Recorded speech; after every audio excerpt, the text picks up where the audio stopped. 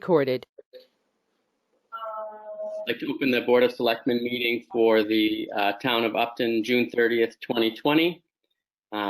Pursuant to Governor Baker's March 12th, 2020 order suspending certain provisions of the open meeting law and the Governor's March 15th, 2020 order concerning imposition on strict limitations of the number of people that may gather in one place, meetings in the Town of Upton are being conducted via remote participation to the greatest extent possible. No in-person attendance of members of the public will be permitted, but every effort will be made to ensure the public can adequately access the proceedings as provided for in the order. So if folks can mute their phones when they're not talking, that will make it easier for everybody to hear. So today's agenda is we will be approving some meeting minutes. We will hear from our DPW Director, Dennis Westgate, on water rates. We're going to be talking about year-end transfers, discussion with the Board of Assessors on tax relief, talk about a proposal to adapt the Finance Department based on the changes made at town meeting, other recommendations from the town manager, talk about a request for CARES Act funding from the schools, a motion to accept donations, talk about town planters, a men's club request, and then do our annual appointments to various boards and committees. And then finally, an administrative note for the board to talk about our schedule over the next couple of months. We'll do some recognition, town manager report, and seek public comment. With that, we have a motion on the meeting minutes.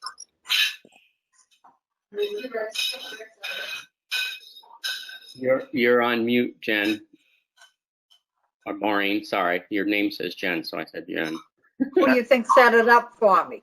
I bet I can guess. I move that we accept the May 19th.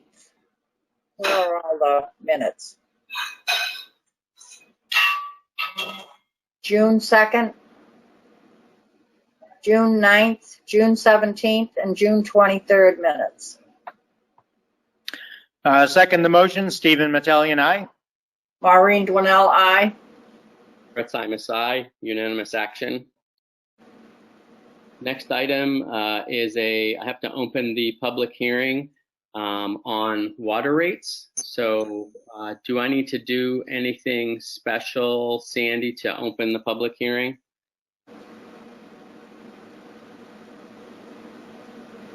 Derek, Sandy, anyone? No? Sandy's on mute. She should be. Sandy, you should unmute yourself. He's trying. I think you might want to just call the time, Brett. Probably all you. Okay, so I'll open the public hearing at 7:04 p.m. regarding water rates.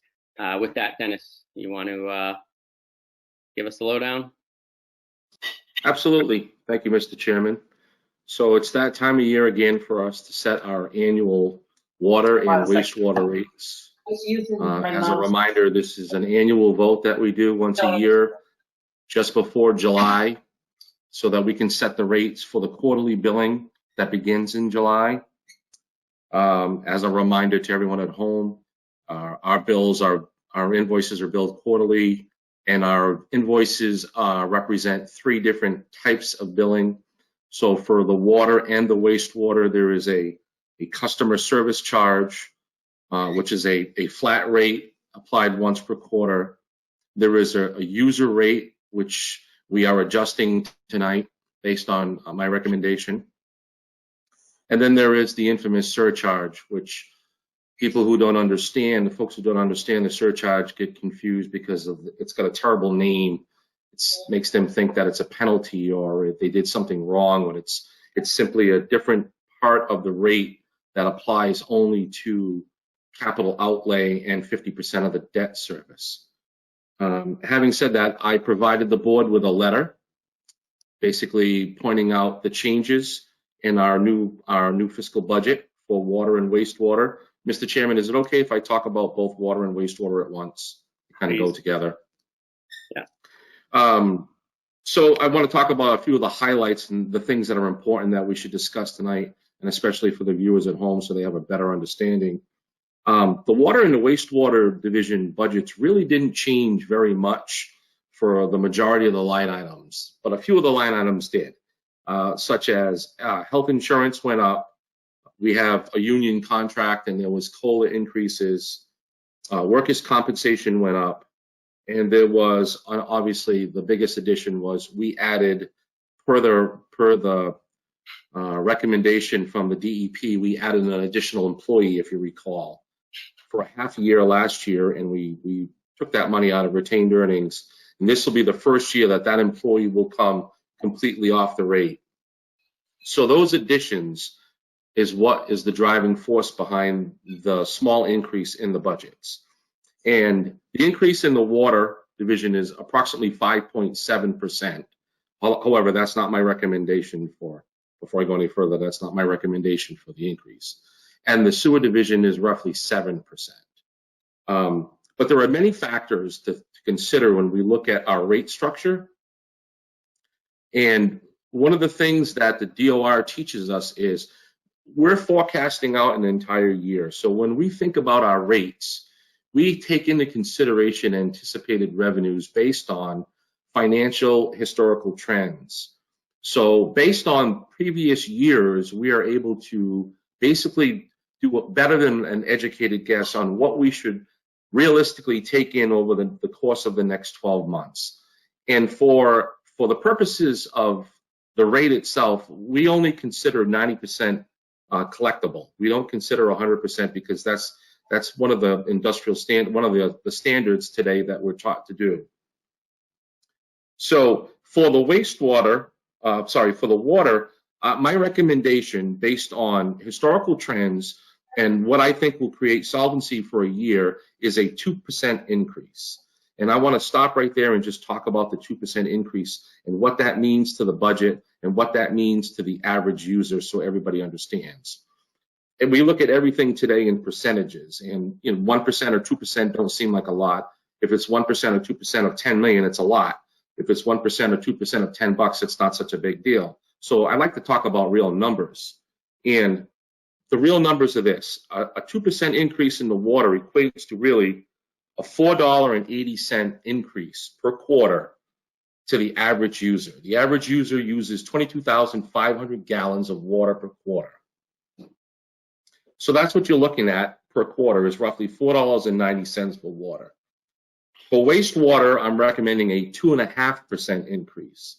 This equates to $10.17 for the average user per quarter. So again, $4.80, which per year is roughly $19.20, is what the bill would change for the average user, and wastewater $10.17 per quarter, which equates to $4.68. Before I go any further into the rate or take any other questions, as you know, Mr. Chairman, we hired Ty and Bond last year, at the end of last year, to conduct a full-blown assessment on a full comprehensive assessment on our water and wastewater divisions, to not just look at assets, but to also look at our rate structure. The study is done, and I have the draft form of it in my office, but they haven't finalized the rate part of it. And I was actually hoping they would have by now, because I wanted to take a different approach to our rate recommendations this year. And one of the things that has been a goal of the town accountant, the town manager, and myself is two things. One is we would like to get off the subsidy completely of the tax rate. And two is we would like to change the surcharge so that we have a more transparent rate structure that allows everyone to digest it and understand it more clearly. I anticipate over the next several months, I'm going to come in front of the board and we're going to finish this discussion with related to talking about how we want to change many policies actually in water and wastewater, including hookup fees and whatnot. But for tonight's purposes, we need to set a rate, and my recommendation is 2% for water and 2.5% for wastewater, with no other changes, Mr. Chairman, to any of the other fees. And what would that equate to in terms of the actual dollars and cents for each of the rates? So in the memo I sent you, if you look at the first table, I'm sorry, I don't have it in front of me, but there is an increase in the first rate of, looks like about 7 cents, the second rate of 10 cents, the third rate of 13 cents for the water Mm-hmm. per 1,000 gallons. Mhm. So these are actually rather, even though it's a 2% increase, it's a rather small increase. Mm-hmm. And like I said, I don't have the memo in front of me, but on that first chart, I have broken it out to illustrate the current rate and the proposed. Great. And on the second chart, I have broken out what I talked about in a little more depth, which was what it actually does to the average user's bill, which is important to people. People at home want to know, that's great, but how does this affect my bill? What's my bill going to do? Yeah, no, exactly. I think it's important to understand sort of the impact that it has on the average taxpayer, what the nominal amount is, and sort of all the information. So this is great information. Thank you. Maureen or Steve, what questions do you have, please? Just a comment to the DPW director that I see the surcharge rate is coming down. Like to commend you on that. Thank you. We've made some changes over the last couple of years, and I think some of them are obvious and some of them probably not so obvious. If you'll notice, with the town accountant, the town manager, and myself, we try to utilize retained earnings, to maintain healthy retained earnings and to utilize retained earnings in lieu of borrowing, and that keeps the debt service down. And by doing so, obviously, we are defeating the debt service each year. It is lowering, and we're not increasing it, and therefore the surcharge is lowering. And Dennis, if you could just talk for just a minute about that levy, how we know, I believe it's on the water side, you had mentioned that you want to take that and get it completely on the users and off of the actual tax, the general fund tax levy. Looking forward, if you were to do that right now, how would that impact the user fees? What would that look like? 10 cents per 1,000 gallons, or is there a number that equates to? There is, yes, sir. Thank you. There is a number that equates to, but I don't have it in front of me. It's actually part of the tie and bond rate structure study that's going to show us, and it's going to have several options. For sewer, it's going to be less complicated and a much more simple approach because the sewer debt is nearly defeated, and I think that the payoff on it is. Well, I think this year's contribution is around $8,000 in sewer debt, and that's all that's out there. The water debt is still sizable. It's coming down. When I first started here, it was $400,000 and change, and I think this year it started off around $278,000. So it's coming down. Now that's going to be a little more complicated to get that off of the subsidy. Not impossible, but it's going to require us to look at different options on whether or not, and most likely I'm going to recommend that we phase it off. In other words, I think part of the tie and bond presentation is going to show that if you wanted to take it off in one quick swoop in 1 year, this is how it would affect the rate. However, if you wanted it more palatable and you wanted, instead of spiking, you wanted to ramp up, then maybe we recommend 3 years or 4 years, and this is how we could absorb that. Okay.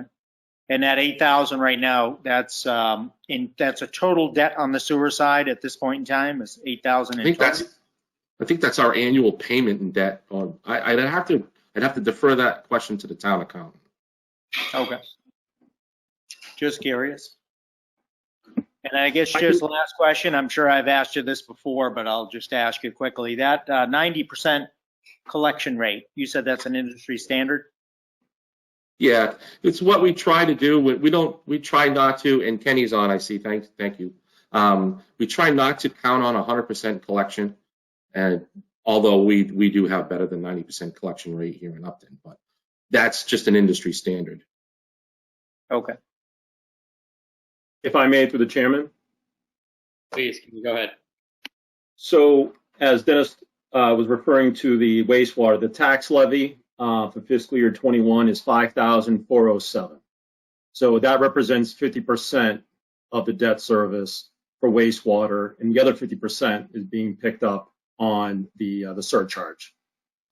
On the water side of things, it's $148,897 is being picked up on the tax rate, and which is, be the 50% being picked up on the surcharge, as well. So as Dennis mentioned, on the water side, it's going to take some time. I can see on the wastewater side, in the next, I would say easily in the next couple of years, I think we would be able to pay or shift that over to the sewer rate. But I think on the water side, it may take a few more years. But as Dennis mentioned, we've made great strides over the years. At one point on the water side, it was over $400,000, which obviously it's a big number. But now it's coming down. So as we're paying off debt, it's coming down rapidly. So the goal has always been for the water and the wastewater to be self-supporting funds. That's the goal. Great. And based on have you guys done any analysis on whether you think it would be 3 years or 5 years or 7 years, just as a ballpark on the That's going to be water side? That's going to be part of the presentation from Time Bond's analysis. Okay. Well, we'll wait for that with bated breath then. Sounds like it's going to be exciting. What other questions, Maureen or Steve, do you have? If none, I'll open it up to folks in the audience, please. I'm all set. I was going to ask how the new water line would impact this, but I think we could probably just wait until Ty and Bond comes in, and we could probably address all that at that point. But the new water line that was installed up Hopkinton Road, I was just kind of curious how that'll impact the payment and how that will impact, the general tax levy, or would that be picked up entirely by water users? I guess that was my only question. You're talking about Hartford Ave North water main replacement? Yes. We're paying for that now. And that's still on a 50-50, or is that going to be picked up entirely on the users? That was a borrow, I believe. Again, I'd have to defer to the town accountant, but I believe that was a borrow. But I believe you're already incurring those expenses. So what you see is included. Is included in that. Okay. It is. It's already being budgeted. It's already in the budget for the debt service. Okay. Does that answer your question, Steve? It's not crystal clear to me whether that is going into the water and sewer rate 50-50 as a surcharge, or if it's all on the taxpayers, or if it's all on the users. It's 50-50. 50-50. Okay, thank you. Great. Anything else, Steve or Maureen? Okay. I have nothing. Thank you. Anyone else? Anyone else on the call have questions? Okay, great. With that, we will close the public hearing on water rates at 7:19. Thank you, Dennis. Appreciate it. Thank you, Mr. Chairman. Okay, next item on the agenda is year-end transfers. Derek, do you want to give us the overview of this? The transfers that are required? Yes, I can. Just give me one second. They'll excuse me. There is a motion needed to accept the water and the sewer rates as proposed by the DPW director before we move on to the next item. Yeah, thank you. Steve or Maureen? I have it here. Let me just pull this up. Thank you. I make a motion that we accept the proposed water and wastewater sewer rates for FY21. I'll second that. Maureen Dwinell. Stephen Metellian, aye. Brett Simus, aye. Make that unanimous action. Thank you. Thank you.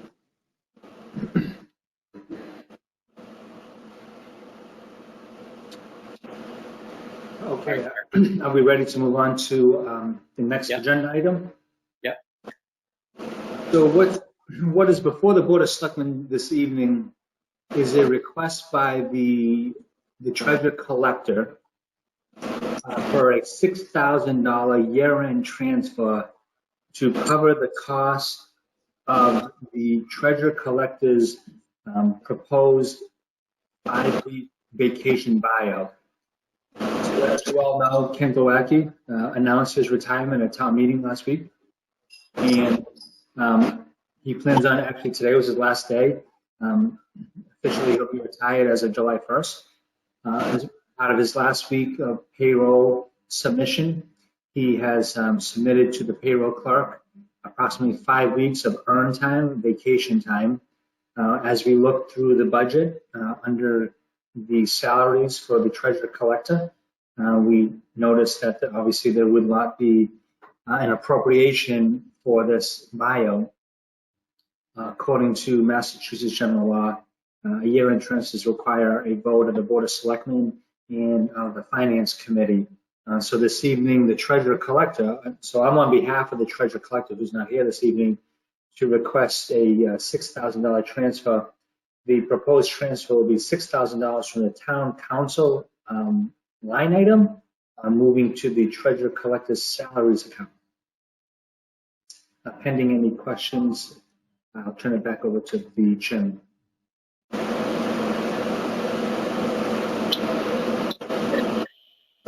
I do have a question through the chair. Go ahead. Under Mass General Law, his salary is set by town meeting in a separate article, correct? That is correct. Under Massachusetts general law, all elected positions, the salary is set at town meeting, and only at town meeting. So it's my understanding that he is not under any salary administration plan or compensation plan set forth by the Personnel Committee. Is that correct? That is correct again. So the personnel bylaws are silent when it comes to elected officials as it relates to earned time, vacation, personal, or any other earned time. It's also my understanding that it's silent because it's all voted at town meeting under one compensation plan. He has, as far as I'm concerned, accrued no time. Nobody has kept up with his time, have they? No, so normally for all of our appointed officials, our payroll clerk, that individual tracks accrued time for our union and non-union personnel. In this case, the treasurer collector is elected and then would fall under the Massachusetts general law. And so there has been, during the 23-year period of the treasurer collector, the payroll clerk has never tracked any potential earned time. The treasurer collector sets his or her own hours as an elected official. So oftentimes we will receive questions from our taxpayers why the treasurer collector's office was not open on Fridays. And that's primarily due to the fact that the treasurer collector has been elected and can set his own hours. And therefore, the treasurer collector can then come and go as he may wish. And that's my understanding of why we vote his compensation differently from the budget and the salary administration plan, is that he has the option to take any time off when he wants to. And I mean, I have a hard time paying taxpayer dollars to this when nobody has tracked any time for him within the 20 some odd years that he has been treasurer collector for the town. This is a first, as far as I know.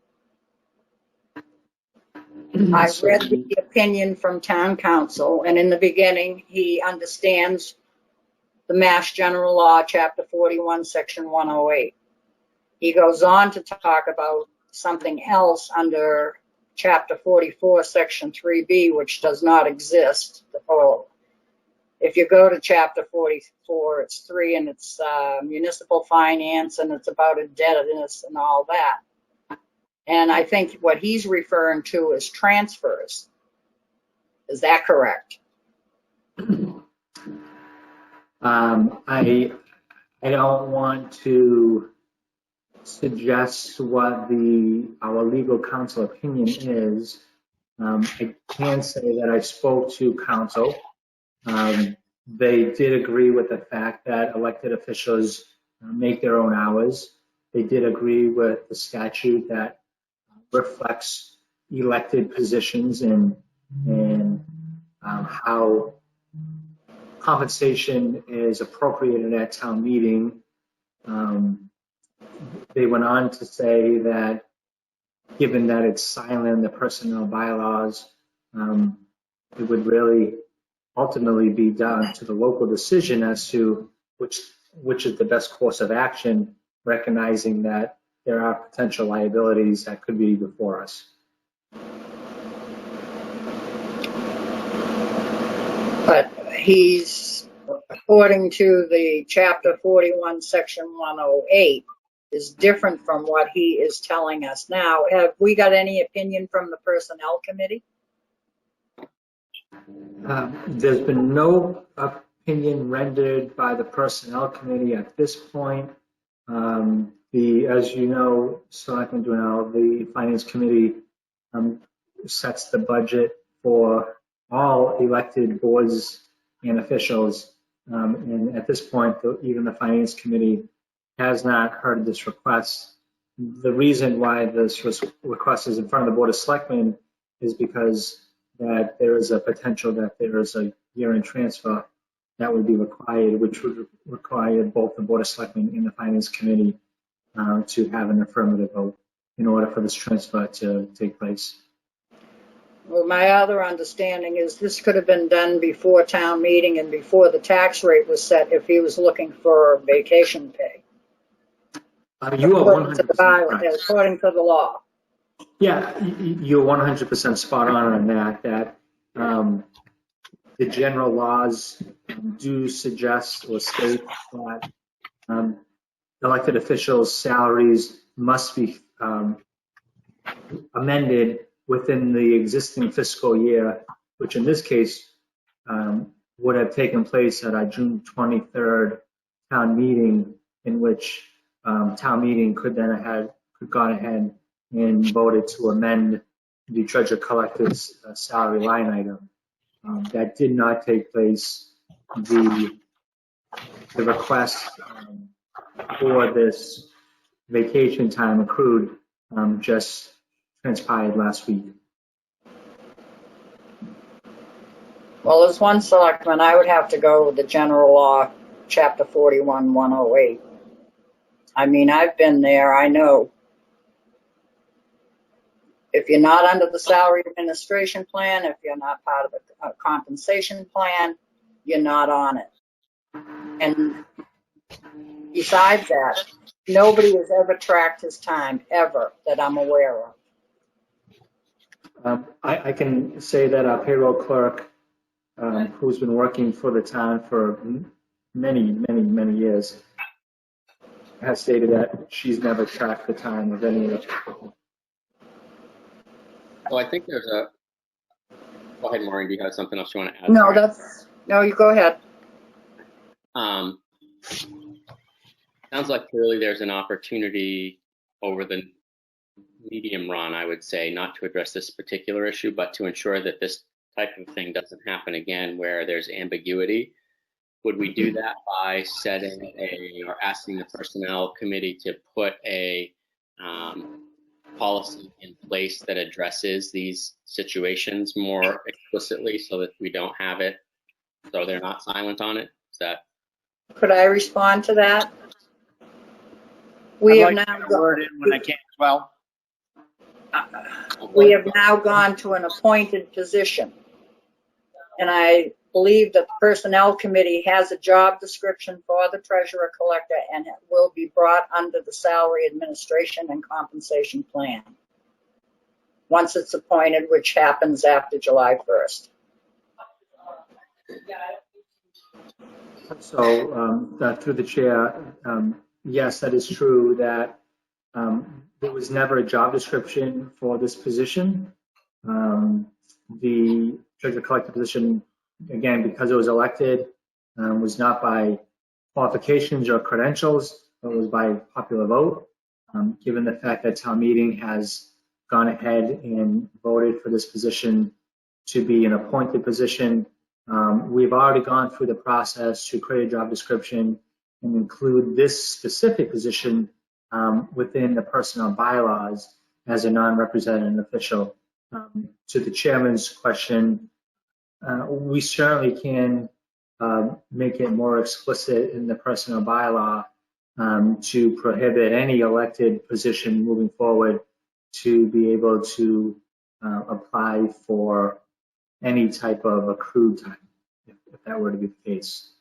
Yeah, I know this won't be an issue, Maureen, for the treasurer collector position, but there may be others out there. So I think if we address it through a policy and we ensure that we don't find ourselves in this situation for any other employee of the town or any other employee on the town payroll, elected or otherwise. So, okay. So Derek, you can request that change to be recommended or brought before us? Yes, sir. Yep, yes, sir. And then Steve, go ahead. So yeah, a couple things here. I've got the correspondence up in front of me, and I see the reference to Mass General Law 44, Section 3B, and also Chapter 41, I believe it's Section 108. I guess a couple right off the top of my head. How does Ken arrive, or Mr. Glowacki arrive at 5 weeks? Because what is that supposed to be representative of? And then I guess another question was, what currently is in treasurer collector wages line item as this point in time? And then from a legality standpoint, I can understand both sides of this argument. I mean, my gut feeling tells me that, the town shouldn't be, as Maureen had mentioned, the town shouldn't be forfeiting $6,000 in vacation time on just an email. I don't see where there's anything substantiating that. Okay, all great questions. So first let me start by saying that the appropriation for the salary for the treasurer collector for FY20 was $62,583. Based upon that appropriation and the final week's payroll, we would expect to fully exhaust all of that. So have pretty much a zero balance remaining in that account. To your question, Steve, relative to the substantiation of 5 weeks, that's a great question. And only the treasurer collector can answer that question. Like I have mentioned earlier, we, and I say myself and the Board of Selectmen, are in a precarious situation because the Finance Committee is the body that sets the budget for all elected boards and officials, in this case, the treasurer collector. We are only entertaining this discussion because it was a requirement for a year-end transfer in order to pay the request by the treasurer collector. The treasurer collector provided no backup, no material information as to the substance behind the request. So I can't answer that, and I would defer those types of questions directly to Mr. Glowacki. Through the chair. Yeah, just one second, Maureen. Steve, did you have anything else? Well, kind of more of a statement. I mean, I think as you look at this, again, my gut tells me that we shouldn't be expending that type of money. But I think I look at this two ways. If this is going to get dragged through in some sort of a legal proceeding, then, you have to weigh that out against, the morality issue that we have before us. But go ahead, I'll listen to Maureen's comment, and then I can come back. I just have one question of Derek. Has Mr. Glowacki received his 52 weeks of pay? He will have received his final payment in this week's payroll. Okay. And I think you covered this by saying that he set his own hours, but was there any allotted amount of vacation time that he would have per year that he hasn't? Like, if he had unlimited or could make his own hours, or if he didn't have, say, 3 weeks of vacation time a year, I mean, like 5 weeks of accrued vacation time doesn't mean anything, right? Like, there's literally he didn't have any vacation time to accrue. He didn't take it or not take it. He worked or he didn't work, but that has nothing to do with any vacation time accrual or allocation. Is that right? Right. I think historically the town has followed the general laws relative to the elected officials. Therefore, the treasurer collector had, worked within those rules, those laws, and would, choose his own hours. And if a vacation came up that he wanted to go somewhere, he didn't have to put in for vacation time like we all do. So let me kind of reverse this a little bit. For the rest of us, we earn our time as the year moves on. And so we're only allowed to use the time in which we've earned. And then that is not only accrued, but then is withdrawn as we would expend that time. In the case of an elected official like the treasurer collector, there is no accrual process, therefore there is no withdrawal process, if that makes sense. Yeah, it makes perfect sense. So there was no vacation time for him to take or not take. He could just come and go as he pleased. That's right. Yes. Okay, thank you. I'd love to hear from the Finance Committee, Maureen or Steve, if you don't have any other questions at this point. Not at this point. Mr. Chairman Flaherty. Yes. Love the Finance Committee's perspective on this matter. Well, at this point in history, Brett, I am speaking for myself. This has not officially gotten to the Finance Committee level. This was brought to my attention as pretty much as a courtesy by Derek early part of this week. And my first thought was Article 2 of the town meeting says to establish the salaries, to fix the salaries and compensation of all officers of the town as provided by Chapter 41, Section 108.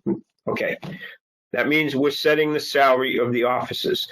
That the treasurer collector is an elected officer.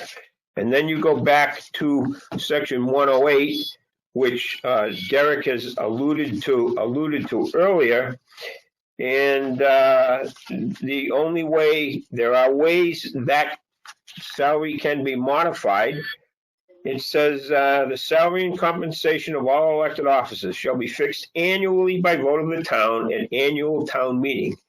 But said salary or compensation may be revised by a 2/3 vote of a special town meeting called to conduct business later in the same fiscal year for which the salary of compensation was originally fixed, provided, however, that such salary revision occurs prior to the establishment of the tax rate of that fiscal year.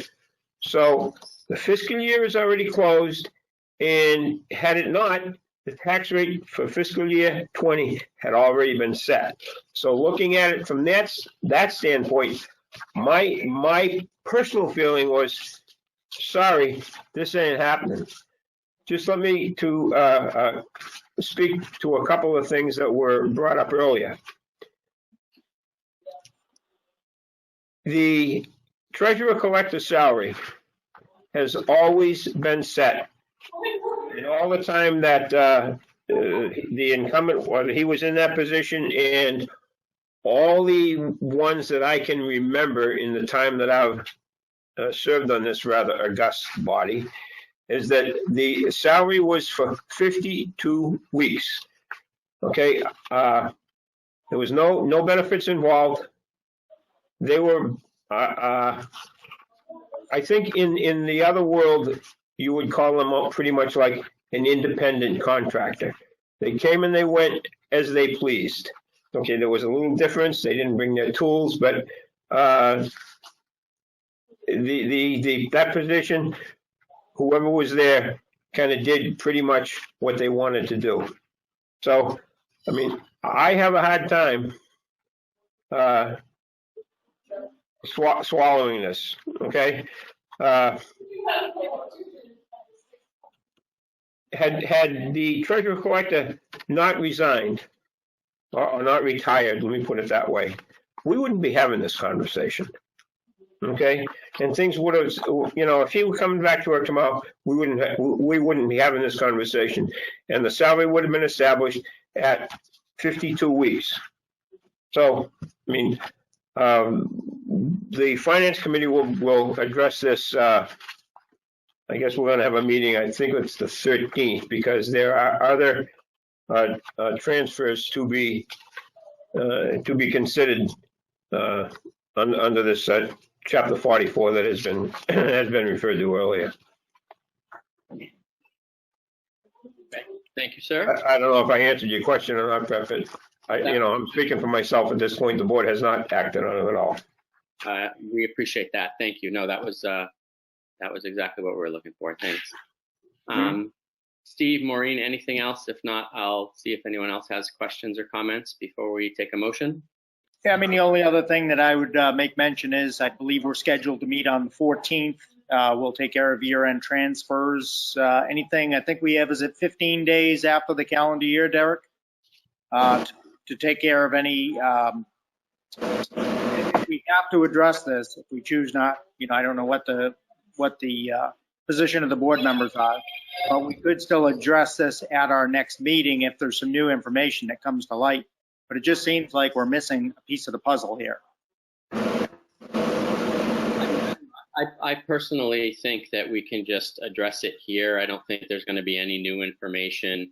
The treasurer collector, here now, I'm sure that he would come on the 14th, request a opinion from legal counsel. We've gotten that. So I'm comfortable taking a motion now, but Maureen, I don't know what you think. I would not like to take a motion right now to vote for it. I'd like to see what the finance committee says. Right now, I would be a no vote. Do you see your mind changing, or I'm just It's going to be very difficult for me to change my mind, seeing that I've been there and done all this. And I do understand the law. Right. And I don't want to take taxpayers' dollars to pay for 5 weeks vacation that nobody has tracked any time. We don't know what time he's taken off. I have a real problem with this. I tend to agree with you.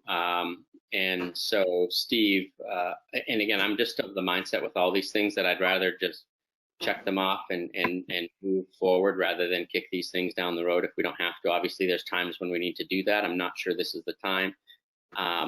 Steve, are you comfortable with that, or do you want to wait? I'm comfortable not making a motion on this. Again, to me, I feel like there's a piece of the puzzle missing. As you mentioned, that piece of the puzzle probably isn't, there's probably going to be no new information that comes to light that I can see anyways. And again, we're at the year end, and it appears as though, as Derek had mentioned, there's no dollars left in the treasurer collector's wage line item. Right. Yes, think of how much easier things would be if we just stayed with an elected treasurer collector. Make one little change on the old personnel bylaw, and this problem goes away. Right.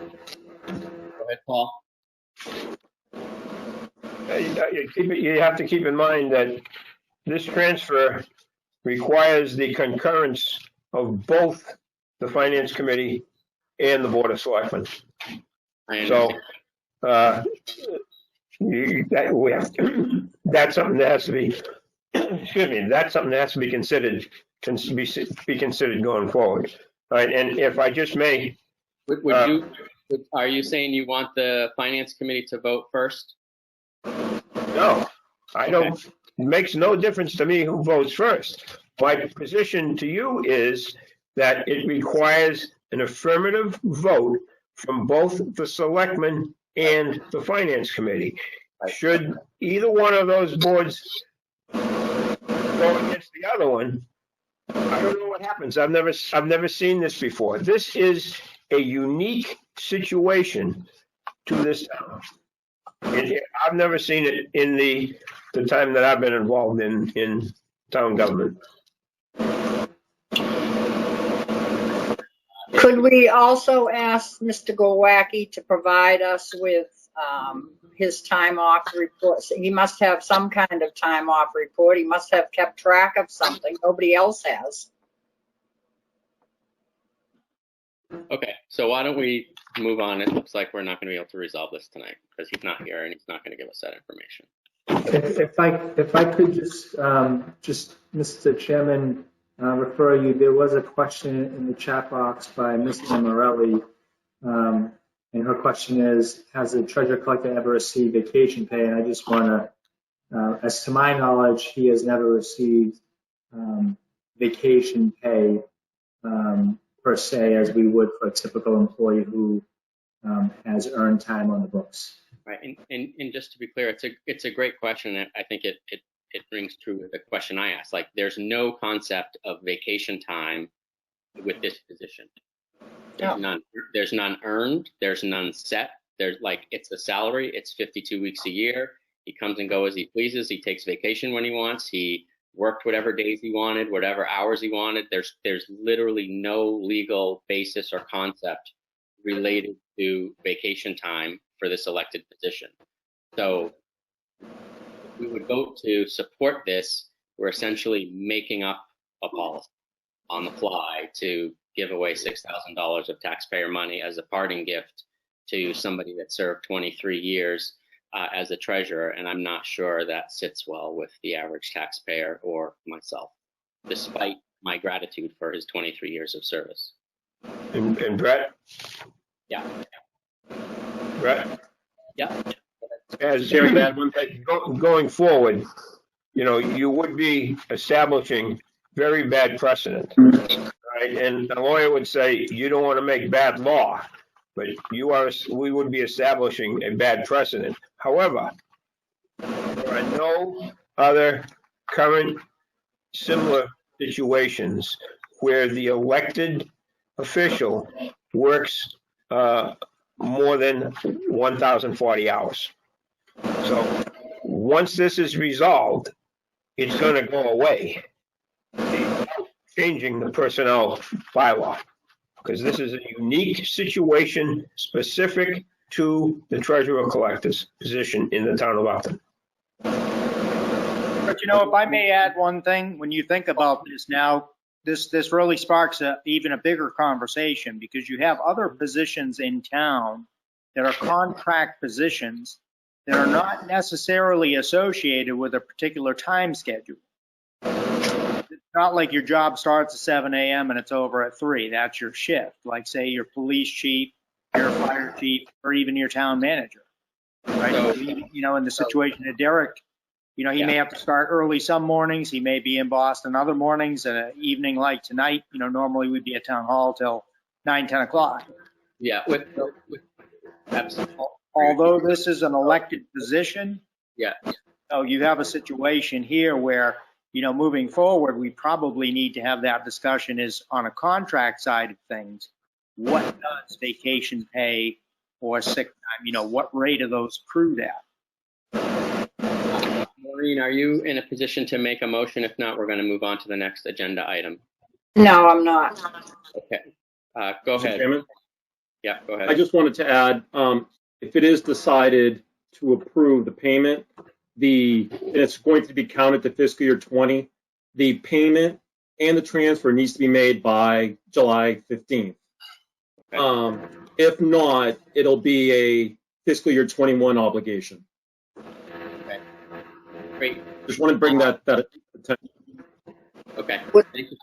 We're going to move on to the discussion of the tax relief program. Do we have the Board of Assessors on? Hi, Brett. Yes, Kelly's on, and Bill is on, and Tracy, and I believe Jim Jim Earl is here too. Wonderful. Welcome. Thank you.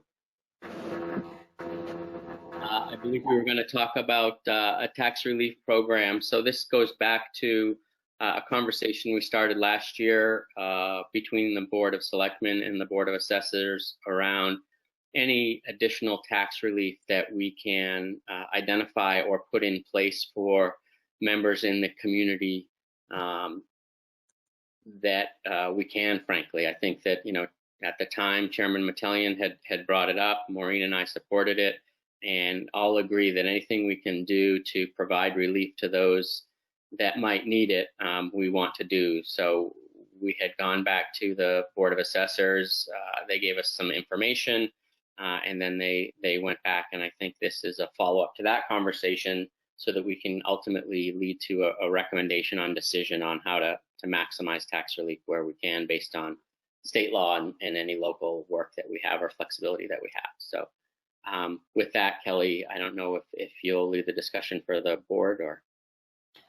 I can, the board is on, so Bill and Jim, if you want to chime in, you can. So if you look at the document that was posted on the website, we have the Clause 18 hardship. And keep in mind, this does not need town meeting acceptance. And just at the last couple meetings, we have proposed the following guidelines, that the age of any applicant needs to be 50 years old. They need to meet the senior exemption for guidelines for poverty levels. And they also need to meet the criteria for age, infirmity, and poverty. They also, in a new criteria that we just established, or that we did just establish, is that any applicant would be granted an exemption if they qualifies for the Social Security disability. And also, any applicant would need to be approved at the board's discretion every year. And it doesn't mean that they'll get the exemption every year. And then we voted on an exemption of $1,500 per year, including in addition to CPA. So that's a hardship that, and Tracy, correct me if I'm wrong, we've never granted in the town of Upton at this point. And those are the guidelines that we've established at this point, that if we ever receive an application, those are the guidelines that we would approve any applications coming in.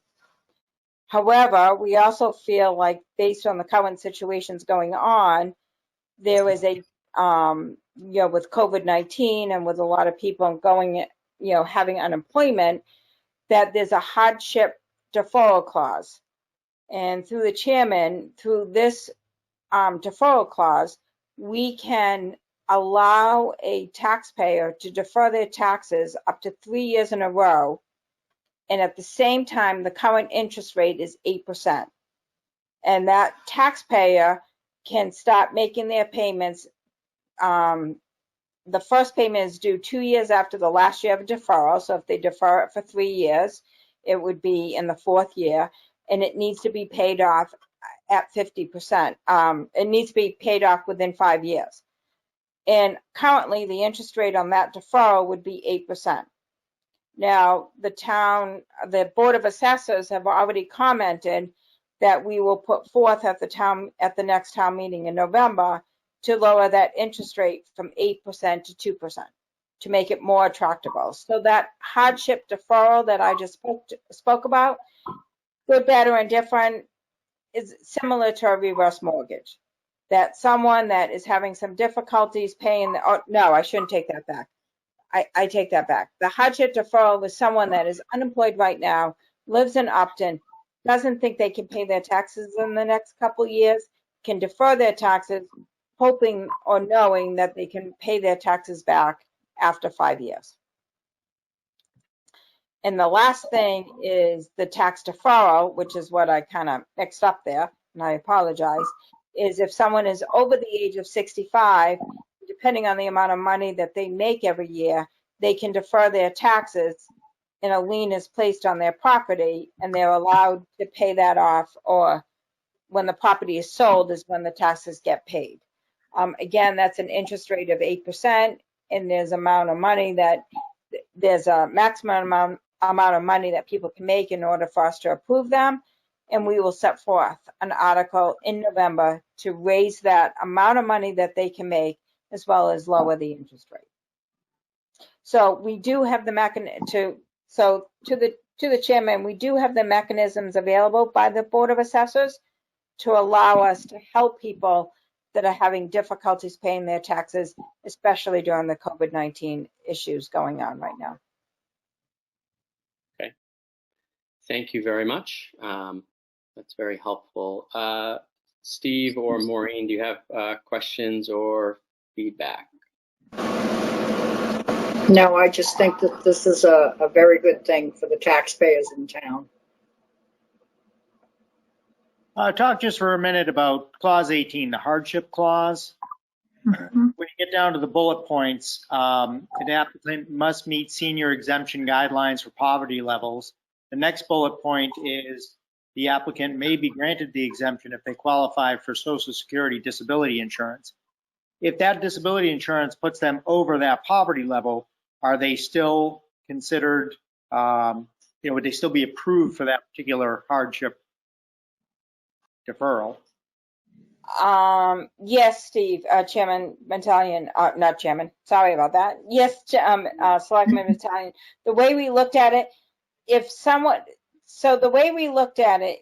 is over the age of 50 years old and they qualify for disability, we would automatically assume that their level to pay their taxes would qualify them for a hardship exemption.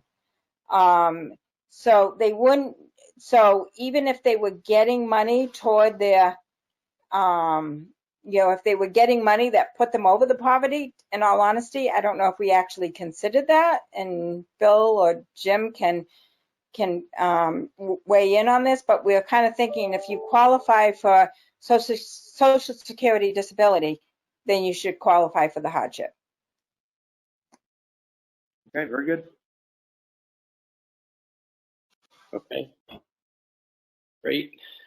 So are these, other than the changes you mentioned that you'll bring to town meeting in the fall, are these guidelines for Chapter 18 or Clause 18 hardship, are those guidelines, have you already voted on those? Are those fixed, or are those something you're asking for feedback on, or are they already in place? We have voted on them and we have approved them, but if anybody has any other suggestions, we would definitely take those under consideration. How did you arrive at the amount of the 1,500? Because I'm just, wondering if there's more that can be done. I know this is something that people haven't yet really begun applying for. The more we offset taxes, the more we've got to get it somewhere else. So what did you guys talk about in terms of that amount? So Jim and Simon, that is a very good question, because we did discuss that, and that was a lengthy discussion in our last meeting. And please, Bill or Jim, if you want to contribute to this, please do. We were looking at the fact that the average tax bill in the town of Upton is $8,000. Tracy, if you could shake your head to tell me that that's correct, is $8,000. But we're actually thinking that people that would qualify for this type of hardship would probably, so that's based on the average house being valued at $425,000. So we're actually thinking that maybe most of the people in town that might be in this category would probably have a house that would be valued at $250,000. So the $1,500, if you average it out, is 50% of that, of their tax bill. So that's why we agreed upon on the $1,500. Again, that can definitely be looked at by the Board of Selectmen, Board of Assessors, and voted differently. But we really didn't think that someone that owned a house in the town of Upton that would be in this type of hardship at the age of 50. Again, when we want the COVID situation was more of the deferral process. The hardship we were looking at, maybe our seniors that live in town wouldn't have a house that would be valued at the average of $425,000. So we're thinking the $1,500 would probably average out to be at least 50% of anyone that would be applying for that hardship. If that makes sense. It does, yeah. Yeah. I don't know. I can't imagine any home in town would have a $3,000 tax bill. Well, I would think like the lowest I've ever heard of somebody's tax bill was $5,500 on a home.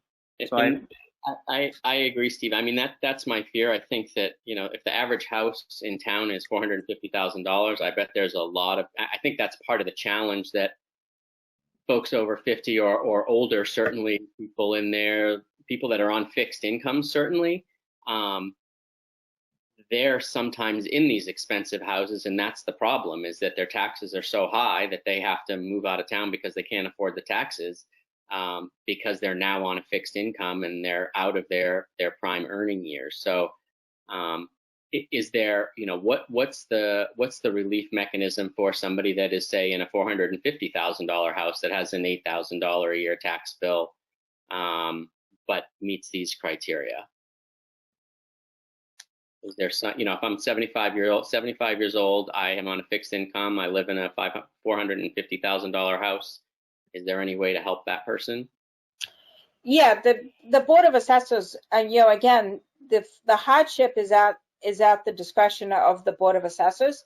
Mm-hmm. So if we wanted to change the criteria, it would take a vote of the Board of Assessors. So I think if we actually received an application that we felt was necessary, we could definitely make that, change those criteria and make that recommendation.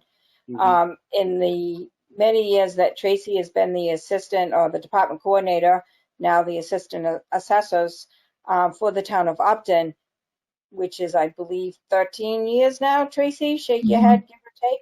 We've never received a hardship request, or I take that back. We have received one. And unfortunately, that taxpayer got charged that 8%. So I think the priority we need to look at right now is lowering the 8% down to something like 2%. So it would be more advantageous for any taxpayer that is having difficulty paying their taxes to give them some type of relief. And again, we're starting with the $1,500. We compared other towns. Other towns had anywhere from like as low as $500 to $1,000. So the $1,500 was a little bit higher than what other towns are doing. But again, that's not something that I say that we would stand firm on. I think we would need to look at every situation. And if we find that we're getting applications, again, we've only received one in the last 10 years. If we receive more, then we would definitely look at that criteria differently. But this is what we're starting out with. Yeah. I don't know if that's encouraging or discouraging, given the amount of feedback we get about taxes in this community. You'd think that there would be more people that would be in a position to take advantage of a program like this. So it tells us something. I'm not sure what, but it tells us something. Either people don't know about it, or they're not comfortable asking for help, or they don't. I don't know. I can't figure it. So it doesn't make sense. In all honesty, I think it's all of the above. So I commend you for bringing this to the forefront so we can let people know that we have these mechanisms available. And I think if we vote at the fall town meeting to lower the interest rate and lower it to 2%, it will be more attractive for people to come and ask for assistance, especially with the COVID issues happening lately. And I think the hardship deferral would be more inclined for them than the hardship itself. Yeah. Now, this is great. I know I personally appreciate all the work and effort and focus on this from the entire Board of Assessors. So thank you. Steve, Maureen, anything else before we close on this one? The next steps would be the work that you'll do towards town meeting and sort of public and do of this program. Yeah, just one quick comment or a quick question. Kelly, you had made mention of lowering that 8% down to 2%. That needs to go to town meeting in November. You also mentioned raising the poverty level. Do you have any idea what that's going to look like, say single person versus a married couple? It's not, Steve, it's not so much the poverty level. So if you look at 41A tax deferral, it says income cannot exceed single of 20,400 in income. And if you're married, 30,600. Those are the current guidelines right now. we recently discovered that the town meeting can vote to adjust those. And we haven't made a decision on the Board of Assessor side on what we think those income limitations should be. That's all. I just wanted to make sure that was still in play and that was still part of the discussion, because I just feel like there are people out there that somehow, as Brett mentioned, they either don't want to ask for help or perhaps they slip through the cracks, you know, however that works. But if those particular numbers are increased, I think it would at least open the conversation for more help to more people. Absolutely. And we will be visiting those guidelines to make a recommendation at a town meeting. At some point, it's probably worth putting in an article in the paper or some way to their great benefit, and it's a great thing for people to be made aware of. So that would be great. Anything else on this before we move on to the reorg of the finance department? Thank you. Thank you very much. Okay, Derek, you want to kick off this conversation about the recommendations around the finance department, please?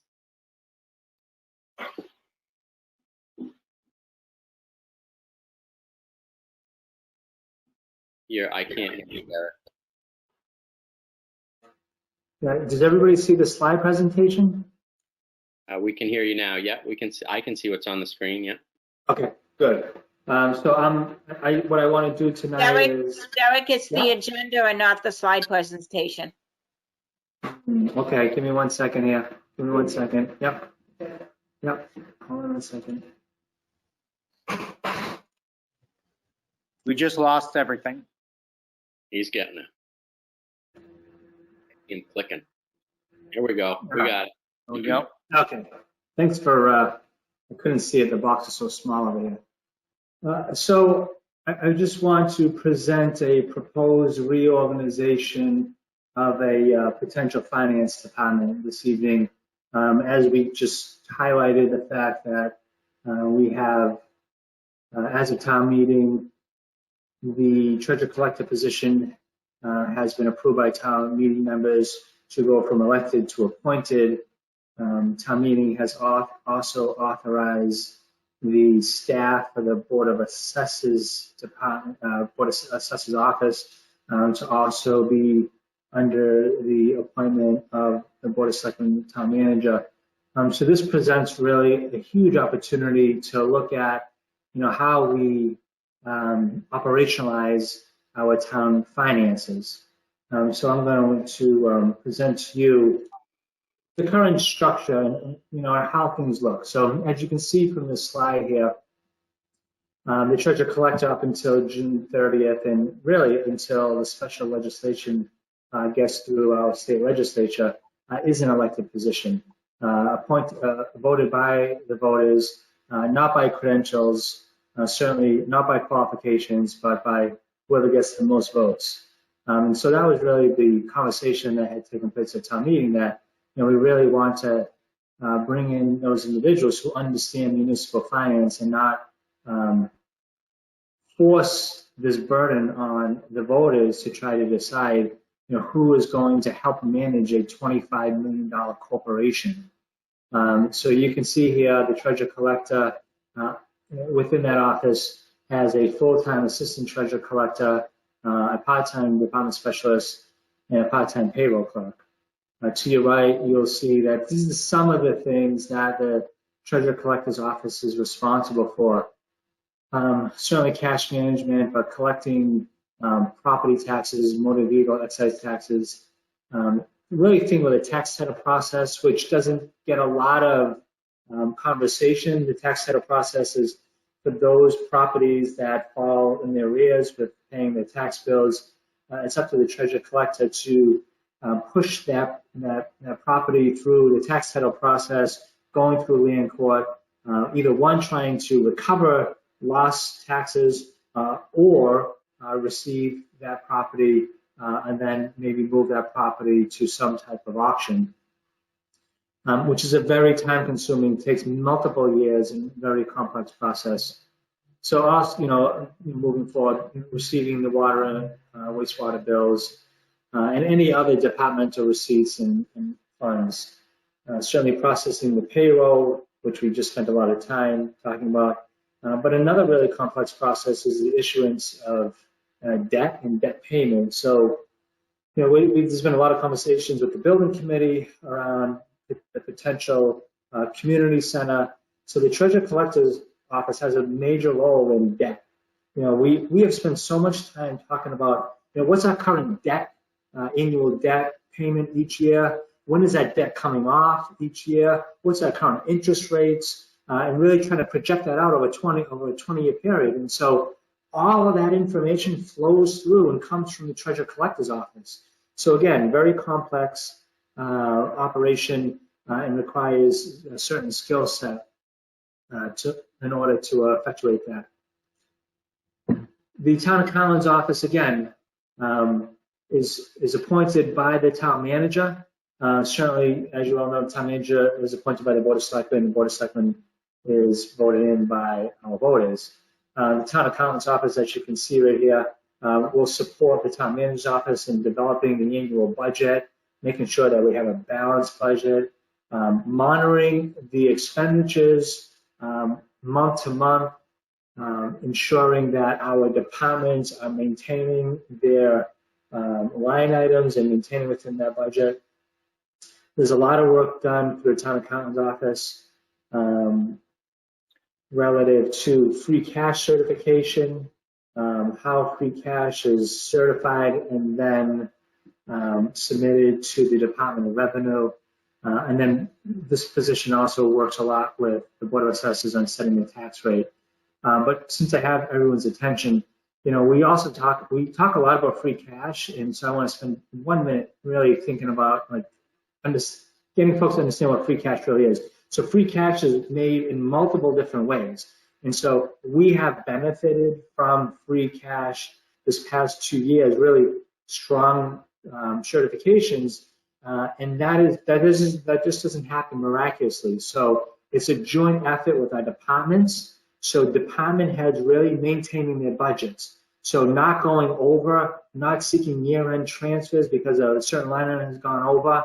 And all that money that's remaining from really good stewardship of their budgets, that balance gets moved forward to free cash. So when Kenny really projects what our receipts are going to be, whether it's motor vehicle excise tax or permitting receipts, we always go conservative because it's easier to adjust to a conservative budget versus a liberal budget. So any remaining dollars that exceed our projected revenues all go towards free cash.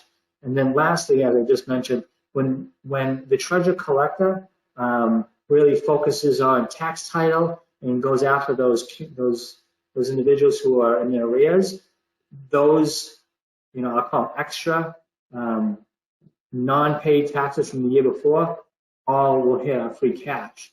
So free cash is a compilation of a lot of different net results of really strong financial management from all the way to the top, all the way to the department level to try to bring in the free cash. And as you all know, it's our free cash that we've used to fund a lot of the different department capital needs over time. So whether that's fire radios, turnout gear for fire departments, or certain equipment for our DPW, it's all funded free cash. If we don't have free cash, that free cash, if we don't have it, then we have to borrow, which again requires a 2/3 vote at town meeting. So that all that comes out of the town accountant's office, and done a great job the last 2 years to bring our free cash reserves to the level that they are.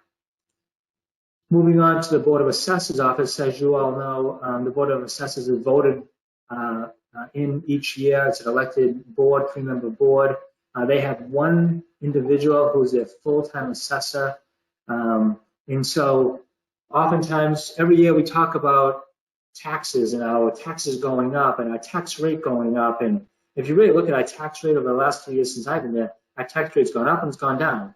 And that's really a net result of our valuations each and every year.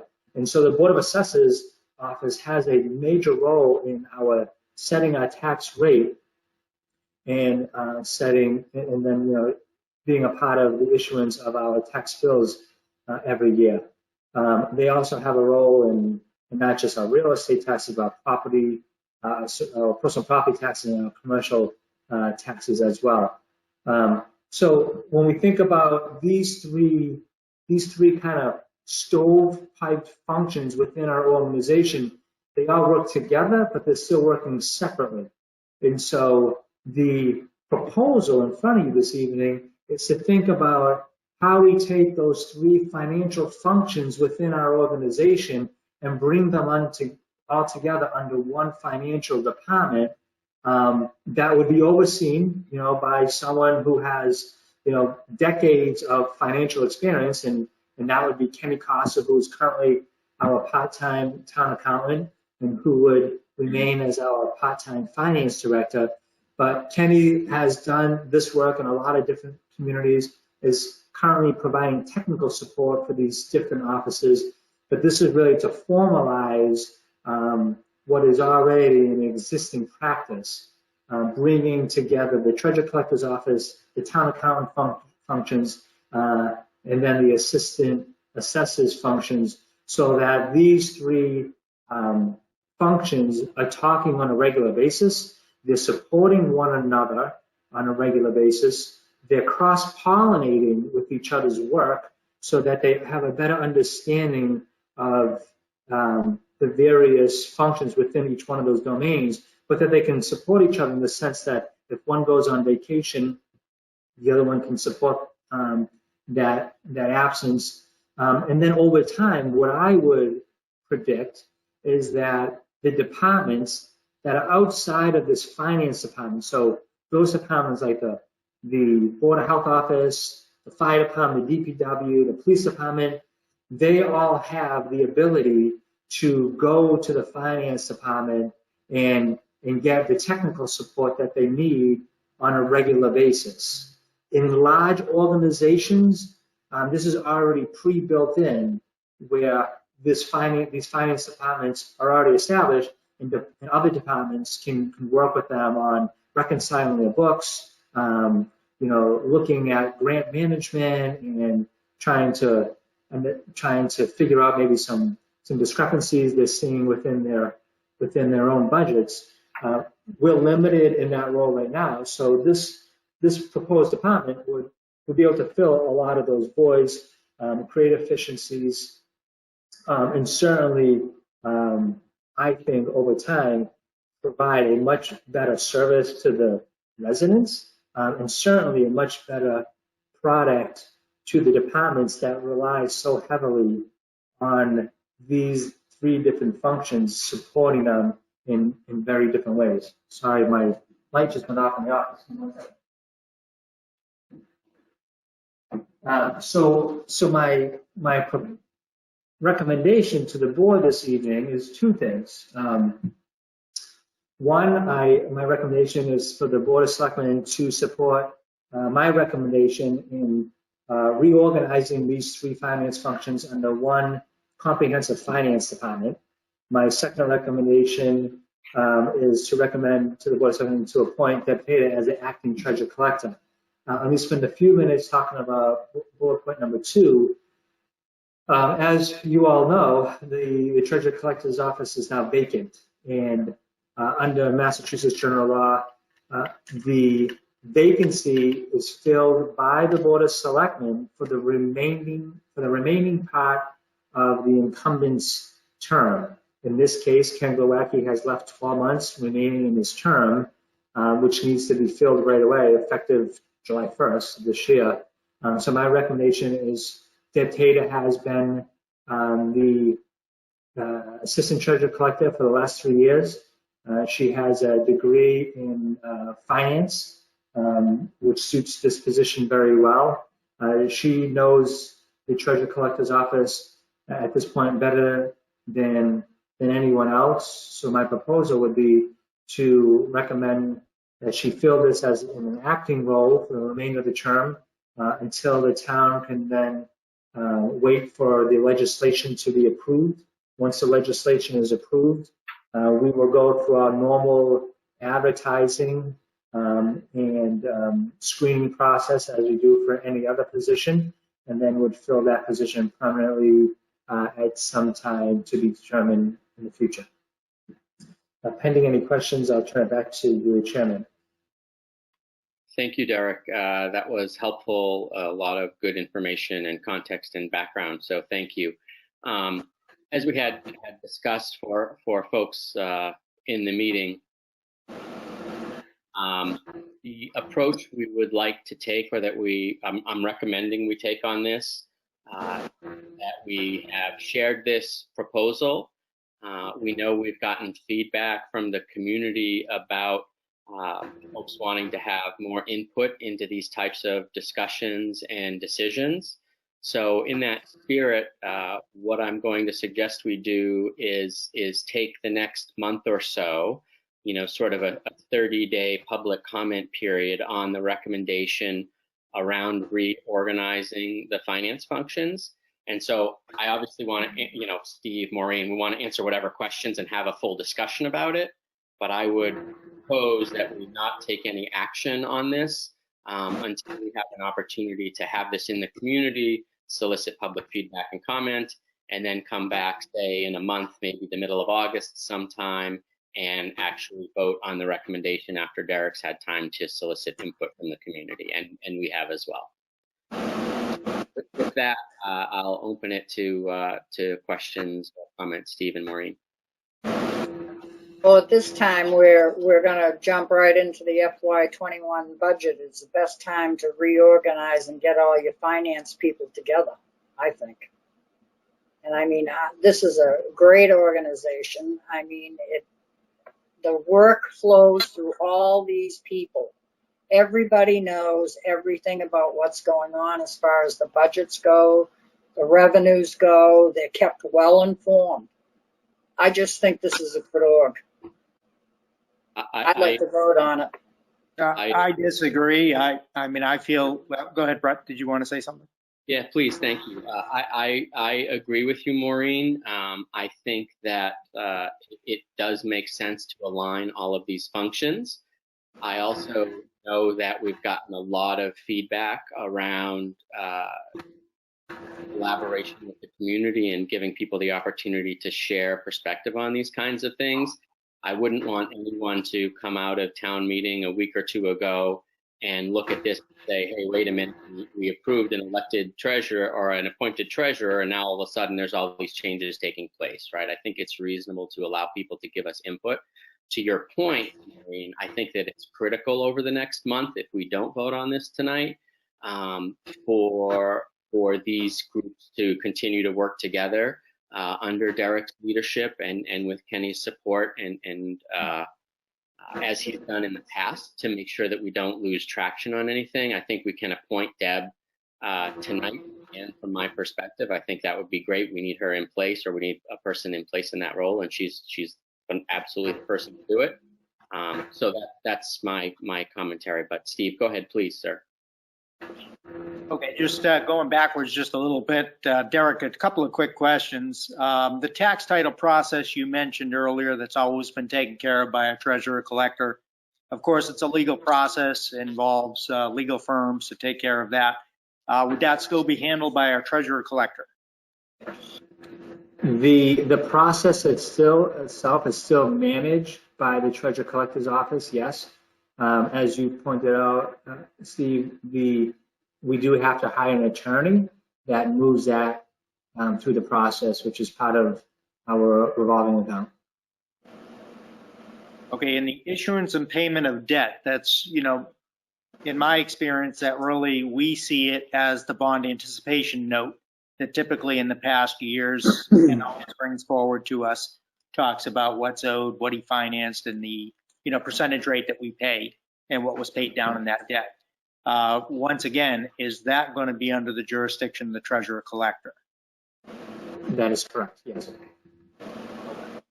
I mean, ultimately what I don't like is that we're creating a hybrid position.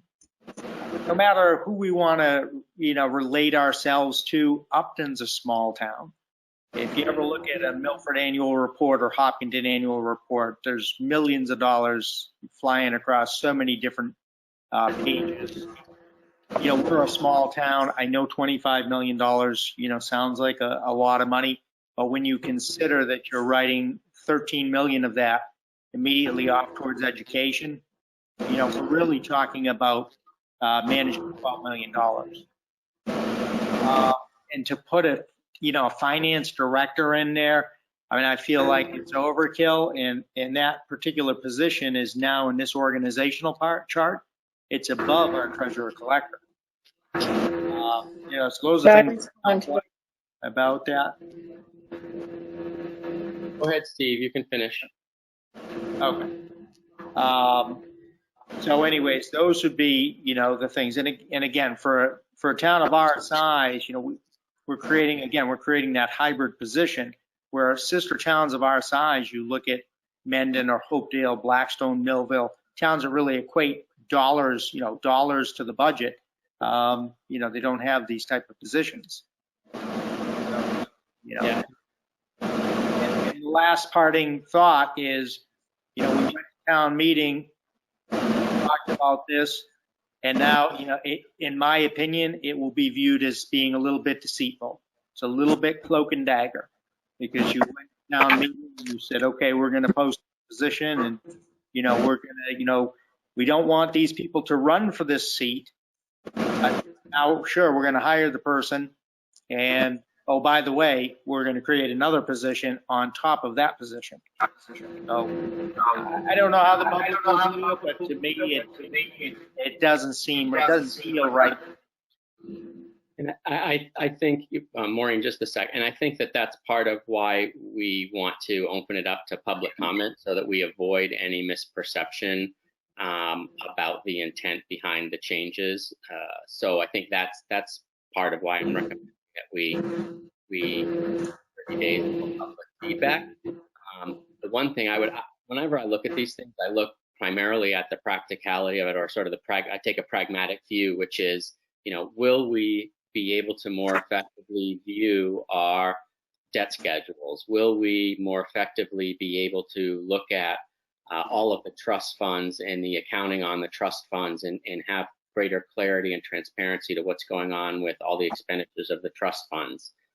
Will we have more effective budget management and procedural management and transparency to the taxpayers by putting this organization in place? And I think based on my conversations with Derek, the answer to all of those is yes. So in my view, anything that furthers the cause of professionalizing the administration of the town and gives taxpayers clearer information, faster information, more quickly and more in a more transparent way, for me is better.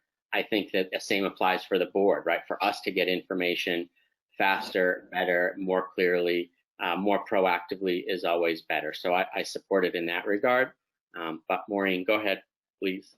Well, I was just going to make a comment to Steve's concerns regarding the treasurer collector. Even though it's appointed and we have a finance director and we have a board of selectmen and we have a town manager, the treasurer collector still has the statutory authority and responsibility for that job under law.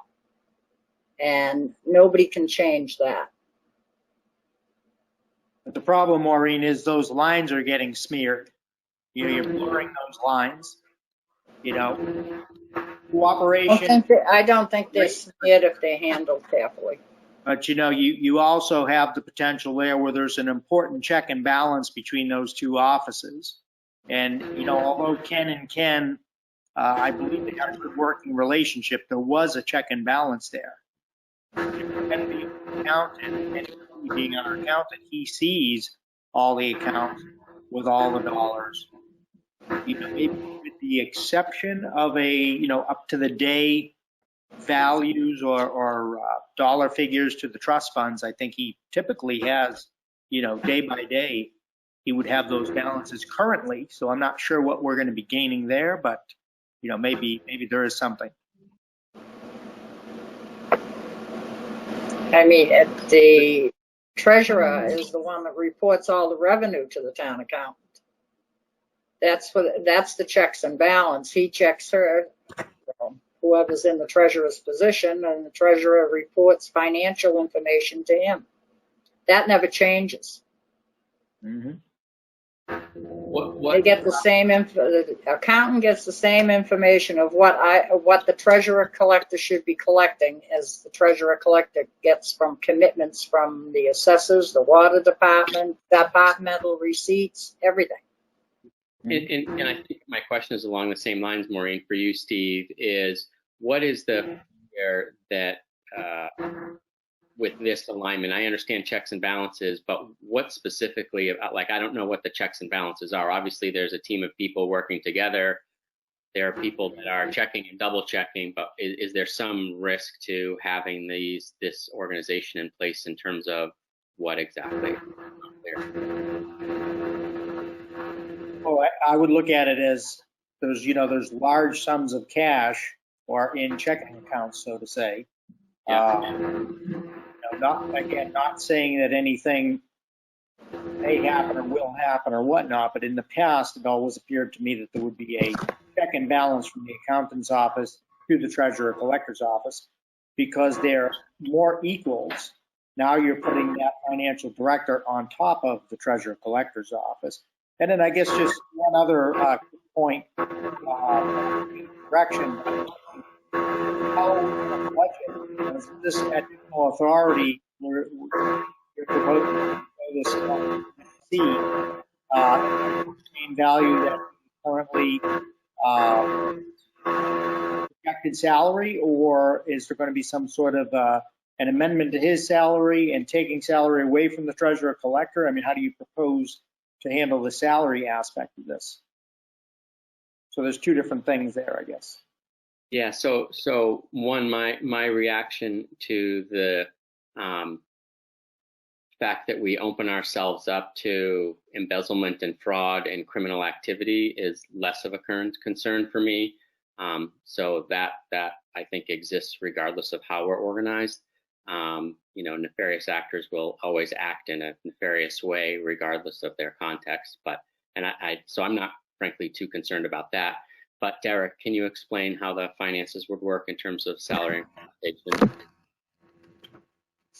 Right. So again, we don't propose that any new full-time positions will be created. As I pointed out earlier, we would like to elevate our current town accountant position, given his years of experience in municipal finance, to the finance director position, which certainly when you ask an individual within the organization to take on new efforts, you would expect to compensate them appropriately. At the same time, we also have found that there will be at least one position that will be eliminated through this reorganization. In the end, if it were to be implemented today, there would be a net increase of approximately $5,000 to this proposed reorganization. Quite frankly, I think that there's a far benefit that outweighs this negligible increase to the overall budget. That being said, depending on the position of treasurer collector and assistant treasurer collector, we would project that there could be actually potential savings with this reorganization based upon the individuals that fill those positions and the rate of pay in which they would begin this work. So it's a little too early to tell, but it could be anywhere from a savings to a potential $5,000 increase. I also do have to say, since I have the floor, that I'm concerned about the comment about cloak and dagger because I feel like that's a direct reflection on the work that I do. Since I have worked for the town for almost 3 years now, there has been this ongoing conversation about transparency and openness with our residents. And I think that we have done everything that we possibly can to provide the information that we have available at that time to the community.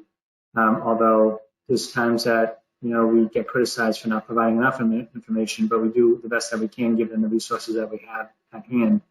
And so to suggest otherwise, I think is it's a blow to myself and to the staff that work with me day in and day out. We did present this. We had this conversation at town meeting. In fact, Bill Taylor, who sits on the board of assessors, talked about streamlining functions. In fact, I know I stood up and said that I wanted to highlight that point that he made and talked about bringing these three functions together. So the town meeting knew prior to their votes that what our intentions were with trying to do what's right for the community. And quite frankly, my only concern when I come to work every day is to try to make the best decisions that I think are right for this community. I have no other skin in this game. So to suggest that this was anything but that, I think is hurtful and irresponsible. I certainly didn't mean to hurt your feelings, but I have to say that it's going to come out. People will make that comment. So it's best to be prepared ahead of time for that. And I think in addition to that, I think again, at town meeting, we all sat there. People asked about the two people the comment was made, two people are in that office. They may both run for that position. And the comment was made, when the job's posted, they can certainly apply for the job. So, again, we can say we try to be transparent and all that, but people are going to look into this and people are going to think otherwise. Because again, we're introducing a director's job now that was not discussed at town meeting. So, technically, you present a budget, you present wages, you present these positions, and here's a position that is now going to exist that didn't exist 2 weeks ago. So with all due respect to your feelings, it's going to come out. People are going to have a problem, and maybe they won't. Maybe I'm wrong. Maybe it's vacation time of the year and this will fly right by and nobody will have anything to say about it. But at some point in time, I just feel like those are the conversations we need to take that extra step at town meeting to bring these things to light, just to dissolve any of that cloak and dagger conspiracy.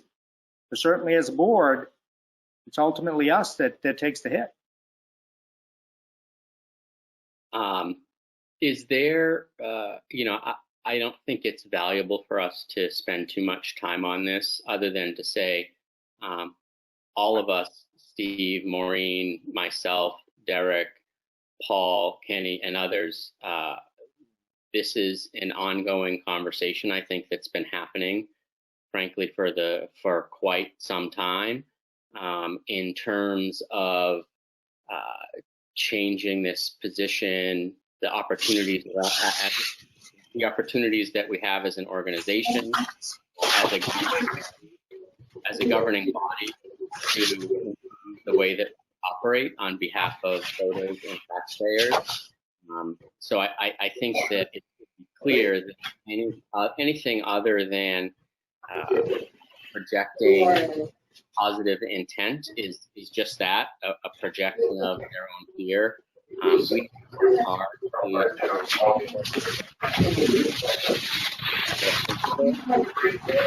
I'm assuming based on all the noise here, Paul, that you have something you want to share. So go ahead. All right, and can people mute their phones, please? Sorry. That's really bad. I'm not sure who that is. I don't know if Paul, do you have a comment?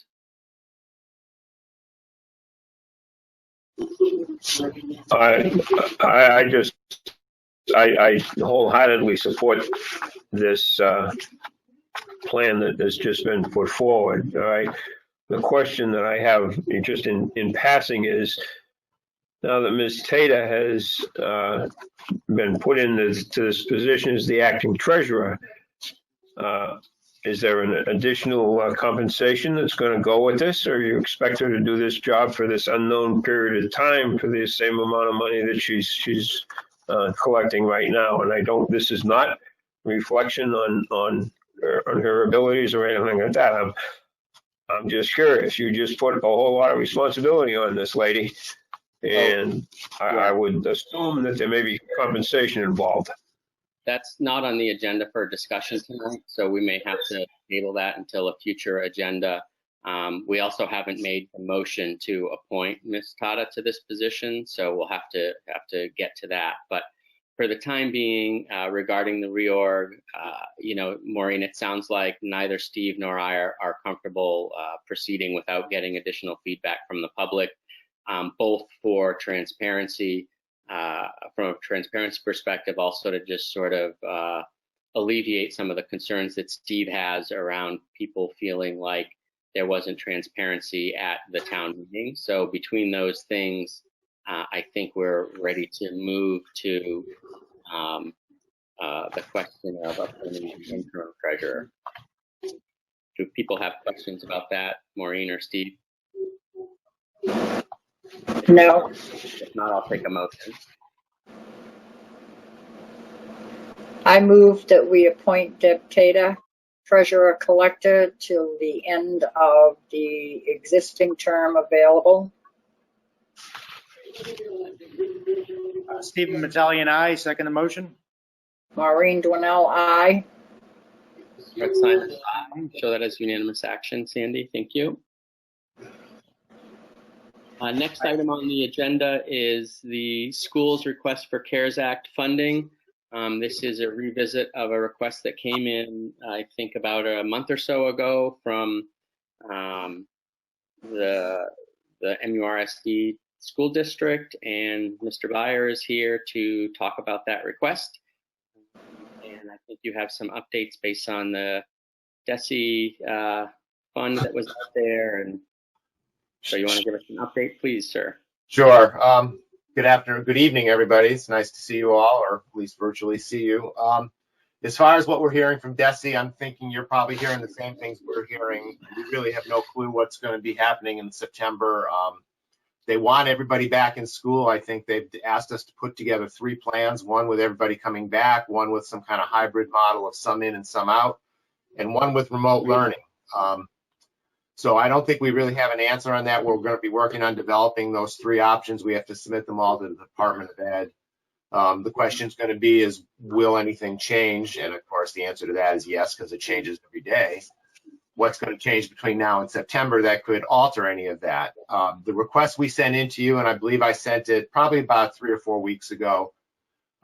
The CARES Act money, I know the town has an allocation of about $725,000. I believe Mendon has an allocation about $545,000, give or take, somewhere in there. We as a school district, we also have a CARES Act allocation of $56,500, and our allocation is strictly based on low-income Title I qualifications. And outside of everything that's happened right now, we don't really qualify for a lot of Title I funds. So our hope was that we could access some of the town's funds to buy devices for remote learning, on the presumption that we probably are going to have some form of remote learning, potentially have to even close down at some point or not. It was a way to hopefully get some devices into the hands of the elementary schools.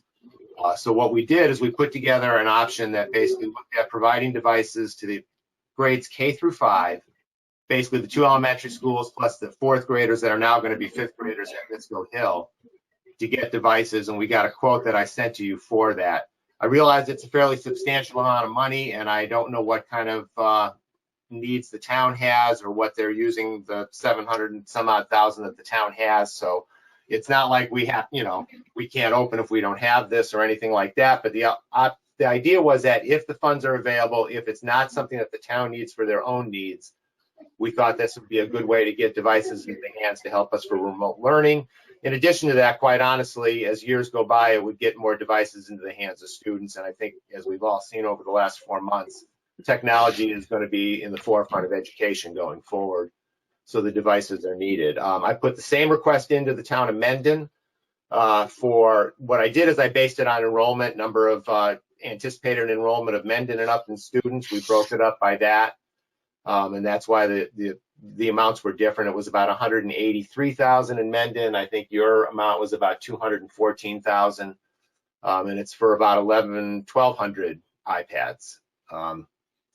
That's basically where we're at. We're still looking at using the funds that we have for PPE equipment. We've got to put up all kinds of screen protectors, things like that. We actually put together a list of potential costs. It's probably over $100,000. But I'm not sure that we have to actually do all of that. I mean, right now we're starting out with face masks, cleaning supplies. We've got the fogging things to disinfect the rooms. And we're kind of waiting to see. I have this hesitation on spending tons of money on things only for them to say, oh, never mind, we're not going to go back to school in the fall, and then we have all this stuff. But the devices are long-term, they're not short-term. So that's why we were looking for the towns to potentially fund those. Great, thank you. Just an initial comment. This is a tough one for me personally, not the money side of it, more the technology side of it, and the fact that we're, putting. Brett, you're breaking up quite a bit. I can barely hear you. Sorry, yeah. Can you everybody mute their phones if you're not talking? I don't know. I think that will help Steve or Dr. Fitzpatrick. Steve, can you mute your phone? My phone. You've been really good all night, Steve. It's just all of a sudden now, so maybe it's my fault. Let me mute mine and see if that helps. Okay. All right. Well, let's give this a go. Is that better? Okay. Great. So my fear is that we're putting technology into the hands of very young children and expecting them to learn using it, and so I struggle. If not for the current environment and current circumstances, I would absolutely not support giving someone in kindergarten or first grade or second grade or third grade or fourth grade or fifth grade, and I'm not a big fan of giving it to even older kids younger than high school. I don't think we would even be considering this, or at least I wouldn't be considering it. Again, that may be true of a lot of people, including the school administrators. So we're in a very unique position here.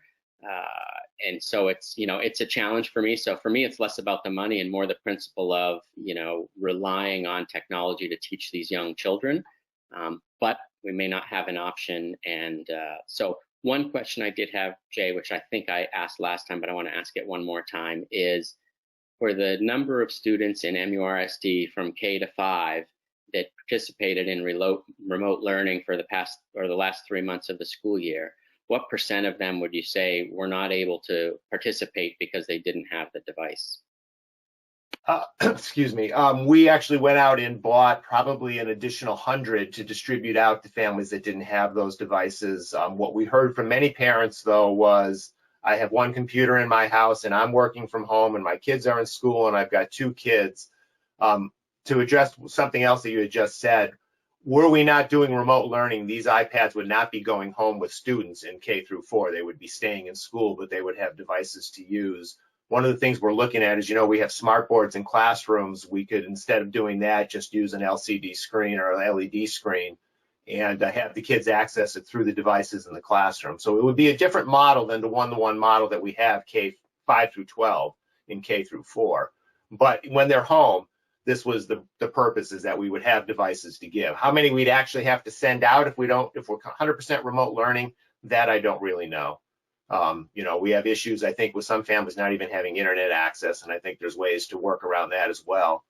But I don't disagree. A kindergartner with devices at home maybe is not the most appropriate, but if they're trying to do remote learning and log on and there's only so many devices around, that was the reason we were going this route. Totally. I understood. Thank you. Maureen or Steve, do you have comments or questions for Jay? Well, I was just wondering, do they have grants under DESA for technology?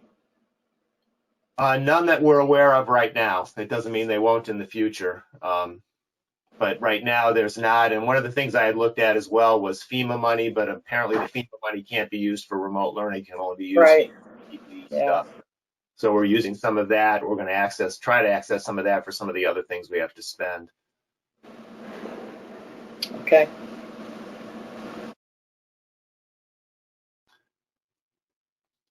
The only other thing I would say, if I could, the only other thing I would add, I think, is I know I see that Dr. Fitzpatrick is here. My understanding from talking to the Mendon folks is that BVT has put in requests as well.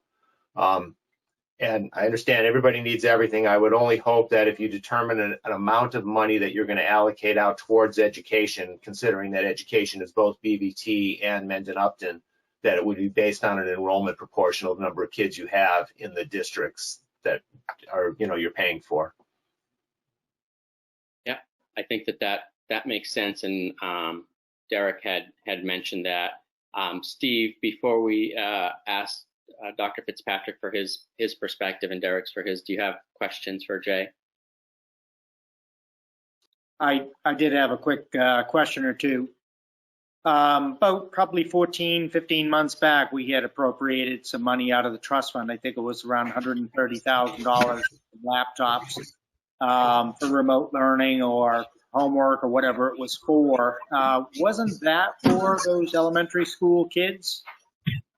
Yes, it was for kids at Clough and Memorial. I can't remember the exact number of devices. I want to say it was maybe 100 or 150 or something like that. And those were used on carts and distributed around the room for use at various times during the course of the day. It was from the Ristine Fund, which is a fund that exists in Upton only, that was specifically money for education. And we've accessed multiple times in my 10 or 11 years at the school district and even prior to that. I think Paul could probably speak to the regulations around what the Ristine Fund can be used for. We only access, I believe, the internet. No, I just, my only reason for asking the question was, did that take care of any of those particular years? And from what you're saying, it didn't. It did. We actually deployed all of those devices out to families when we went to remote learning, and then had to go out and purchase some more just to make sure we were covered to have them. Because initially we had a lot of requests, oh my God, the kids are going to be home, you're going to do remote learning, we don't have a device. So we took all of those and distributed them out and then bought several more. Mm-hmm. Okay. And I guess the other question, and I think you talked about it a little bit, do you know, or do you have any clearer sense of what September is going to look like as far as, I mean, that's the biggest question I get asked. I'm sure you as well, but people want to know is, will the kids be in full force back to school, half days, rotating schedule? I mean, at this point, what are you prepared for? Well, like I said, we've been directed by the Department of Ed to prepare 3 potential options. I believe there's a lot of push to bring kids back into school. They're telling us now, and I don't know where these things come up from, but apparently children only need to be 3 feet apart instead of 6 feet apart. They're supposed to all be in masks from 2nd grade up. I see difficulties in having kids even into high school wearing masks all day, but I mean, I have problems wearing masks all day, so not that I'm any better. So that was one model, is everybody back. Again, one of the issues with that is I don't know how we get them to school on a bus. Even if they're 3 feet apart, you'd have to run like 7 runs instead of the one we run now. So that's one option. The second is kind of a hybrid option where kids would be maybe in school one week and out of school the next week. I'm hearing that the MTA, with the Teachers Association, is promoting an idea of maybe phasing it in, like by grade over a period of time. But there's the hybrid model of some in and some out. I think when we look at it, there's probably, when you look at the student body, maybe 25% of the kids probably need to be in school every single day. Probably 25% due to health reasons or whatever, living conditions, whatever, probably should never be in the school. And then the other 50% could be phased in and out. The third option, obviously, is complete remote learning. And I think a lot of that's going to play into what happens in this state over the next 6 to 8 weeks. You're seeing states that have opened things up and numbers are escalating. And I think if that continues, we're going to go back to shutting things down. But I don't think anybody knows. I mean, right now, this state's going in the right direction. Numbers are going down. I know in both Mendon and Upton, I haven't seen this week's tally, but I don't think there's been a new case reported in either town in the last 2 or 3 weeks. I think that's great, but that could all change very quickly. So it's really an uncertain thing, and quite honestly, it's quite complex, and I'm not sure how we're going to solve it quite yet either. Okay, let's hear from Dr. Fitzpatrick. Do you have any comment? Good evening, everyone. For the past 27 years, I've served as your vocational technical superintendent. And obviously that means I've made at least 27 presentations to Paul Flaherty in the Finance Committee. I grew up in Milford as the son of a school committee member and finance committee member. So as a neighboring community and the eldest of 7 children, we had strong connections with throughout the valley, for many, many years. During the time of served as Blackstone Valley Tech Superintendent, we have been vigilant in pursuing additional non-tax-based revenues to complement that which we asked the town to provide. And so in the same thought process, I reached out to Derek and the Finance Committee to inquire, or at least to plant the seed of, as Jay has mentioned, in the wisdom of the federal government, in the more recent CARES Act distribution, the decision was made to funnel it to communities. So 351 cities and towns received an allocation, and the amounts Jay mentioned are certainly consistent with that which we have seen. So I was reaching out. Our intention, obviously, it's a high school education. We have additional challenges to provide meaningful distance learning, especially within the vocational technical curriculum areas. But we're working across the country with all kinds of industry partners and others to continue to identify new software applications and new techniques. We obviously have more communities, and Upton represents roughly about 7.5% of our membership. My thinking was that our request would be somewhat modest and hopefully not be disruptive to any other plan or need that Upton wished to address, police, fire, or other considerations. Derek invited me to share, kind of preliminary thoughts on this.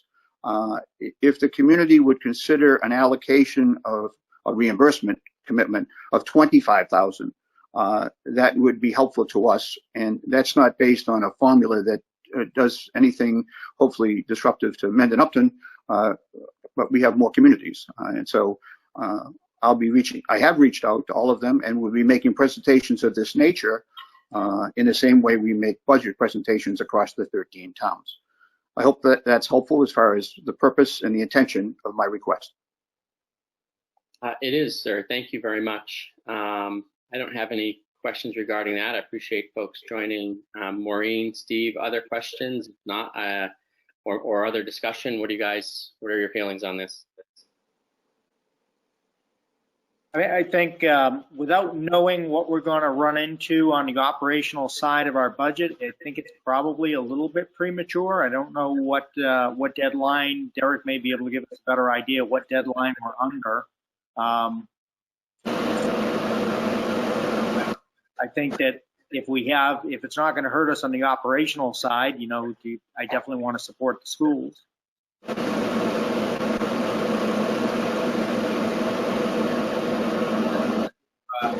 Have a sense of how this CARES Act money is being allocated, or what the capacity is within that amount that's been allocated to the town of Upton we would be using or potentially forfeiting, or we can apply to the schools? Mr. Chairman? Mr. Chair, if I can be helpful to that, the guidelines that I reviewed are unfortunately restrictive in many ways. They indicate that you can't use it to backfill reductions in state revenue, and there are many other restrictions. Maureen has made reference to some of these categories in her comments earlier. So the distance learning and PPE equipment on a reimbursable basis, at Valley Tech, we have already made requests of FEMA, which was very limited, but we accessed that. The Commissioner of Education earlier this afternoon mentioned the possibility of a subsequent technology grant application process. Once again, Maureen is usually ahead of the curve on those things, but no specifics have been identified. The major distributions from the feds and the state have been directed to urban centers, and we recognize the urban, communities have special considerations and needs. We're not critical of that, but that's what the state has done for a priority. So the communities of the Blackstone Valley have been receiving very meager allocations under these sources. That's one of the reasons we reach out for your assistance. Thank you. Derek, so can you give us that review, please? I missed the first part of your question, Mr. Chairman, but I think I understand what the question was. So, as you all know, the town has been earmarked approximately $700,000. We have, through the phase one reimbursement program through CARES Act, we have sought approximately $25,000 for reimbursement of expenses to date. At this point, we are working very closely with our consultant. In fact, we have a virtual meeting with our consultant and with our department heads to start to think about future expenditures and the associated allowable uses of those potential expenditures moving forward.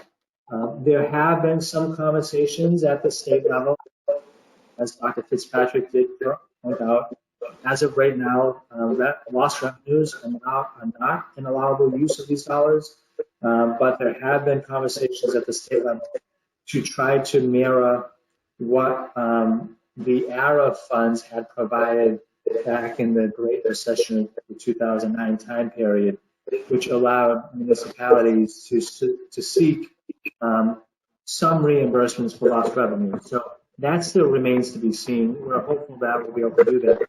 That being said, the consultant is very confident that the state will expand the allowable use of these funds to beyond what's currently existing. So, as pointed out, the vast majority of the use of these funds really focuses on PPE and other types of equipment that we can use for protective measures. And then other equipment and technology we can use to continue to deliver services from a remote location. Again, we're going to have a meeting tomorrow so that we can start to think a little bit more creatively about what currently exists for those uses and how we can expand that. That being said, in summary, I don't anticipate the town being able to exhaust all $700,000 of these funds. If you ask my opinion, I think that there is certainly room in that budget to support the school district's requests and Blackstone Valley Tech's requests as well. Mr. Chairman, if I could just offer in from our perspective, the only timeline that we're on is in order to order iPads and get them in place by September, we probably need to make an order by, say, the second, third week of July, or we won't have them in time to start. Beyond that, I understand. There's also supposedly a HERO Act that's going to Congress right now, which will help backfill revenue to the state and local government. All that's still just another number. Dr. Fitzpatrick, would you your phone? I think we're getting some background noise. Thank you, sir. Yeah, that was my question, Jay, or was going to be my question. We talked about it last time, is the lead time that you need to get these iPads into the hands of students. So I knew that we were coming up against that backdrop. So right. And the other thing I would add is supposedly the Mendon Board of Selectmen has taken up this very topic as well. I think next Tuesday night, maybe, I think I was told. So obviously, I do think it's important that both towns are equally supporting either districts and whatever they do. I would not want to be in a situation where one town is saying yes and the other town is saying no. But obviously, you guys can only control your board. I understand that. So I'll be making the same pitch in a week. I feel like that's all I ever do is come to you guys and ask for money. That's your job. We don't look forward to you on the agenda, Jay. Wow, you make me feel welcome. Go ahead, Maureen. Did I miss Derek? Do we know when we're going to get this allocation? So we've submitted 2 weeks ago for our first allocation. So we know we received a portion of that. I believe $9,000 has already hit the account. Just for everyone's situational awareness, these dollars will have no effect on our year end because we set up a grant account and this is considered a grant. So we're allowed to expend in the deficit, knowing that reimbursables are gonna come at some point this summer. Thank you, Derek. Maureen, what are your thoughts on the timing of making a motion on this or voting on this? I certainly feel like we're in a position to support the schools in this regard. I certainly would too, but if we could still try and apply for any technology grants that are available, I'd appreciate that, but I'm ready to make a motion for this. Yes, yeah, I would certainly hope that to be the case. I would expect it, and it sounds like certainly that's Dr. Fitzpatrick's mindset, and I know Jay's in that mindset as well. We should use the opportunity to take advantage of whatever funds are available to support us through this transition as much as possible or this current scenario. So, great. Steve, any other final comments or questions? I was just going to say, hopefully moving forward, assuming that that this is approved and we can get this technology into Mendon Upton Regional School District, it may also help alleviate that technology budget for, when you're looking forward and building your FY22 budget. So we anticipate there being some shortfalls on the state side, but this may be something that may help offset that looking forward to 22. My only thought. Part of my request, Steve. That was part of the rationale behind it. I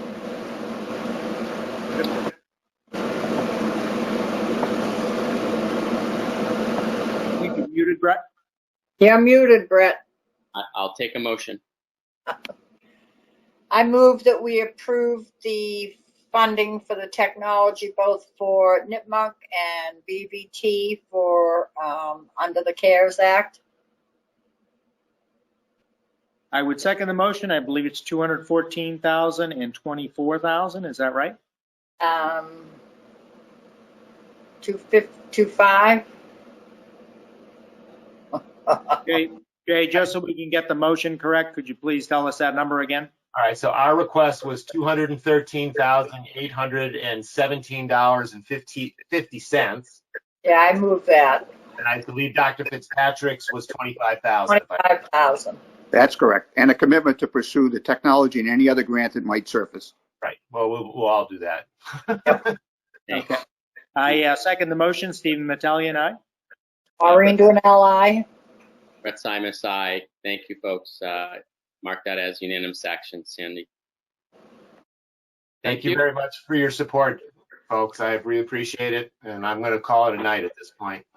Great. All right. Thank you. On behalf of my students, thank you very much. Thank you. For all your work. Thank you, Jay. So the next item on the agenda is a motion to accept various donations.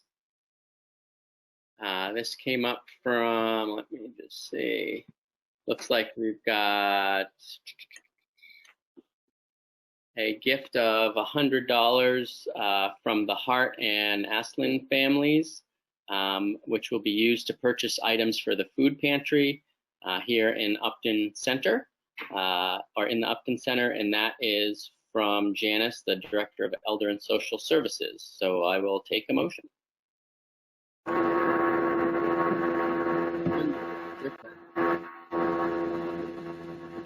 Maureen, I believe you are muted, so I think I can make that motion for you. Okay. Go I'll ahead. make the motion that we approve the Hart and Aslin families donation of $100 in the amount of $100 for the purposes of funding the food pantry. Maureen Dwinell, aye. Stephen Metelli and I. Brett Simus, aye. Unanimous action. Thank you. Next item here is funding for town planters for the men's club, and I think if he's hung on with us, Brad DiDio is here. Yeah, Brett, if I may interrupt you for just one moment, there is also a second donation to the town for $500 if you scroll down on Janice's email. My apologies, I didn't scroll down far enough. Okay, let's hit it. I only have one.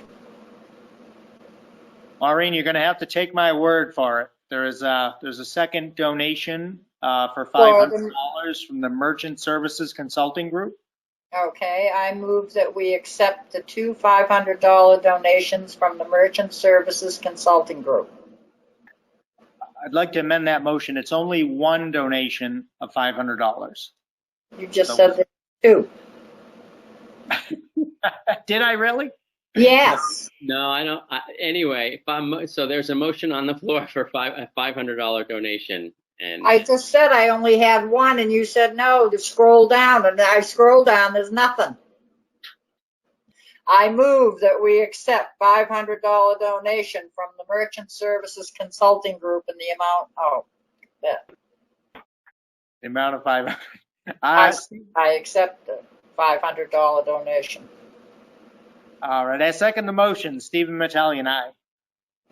Maureen Dwinell, aye. Brett Simus, aye. Unanimous action. I'm going to get fired as chairman before we know it. Right, you got to be the tiebreaker on that. I thought I did that just right.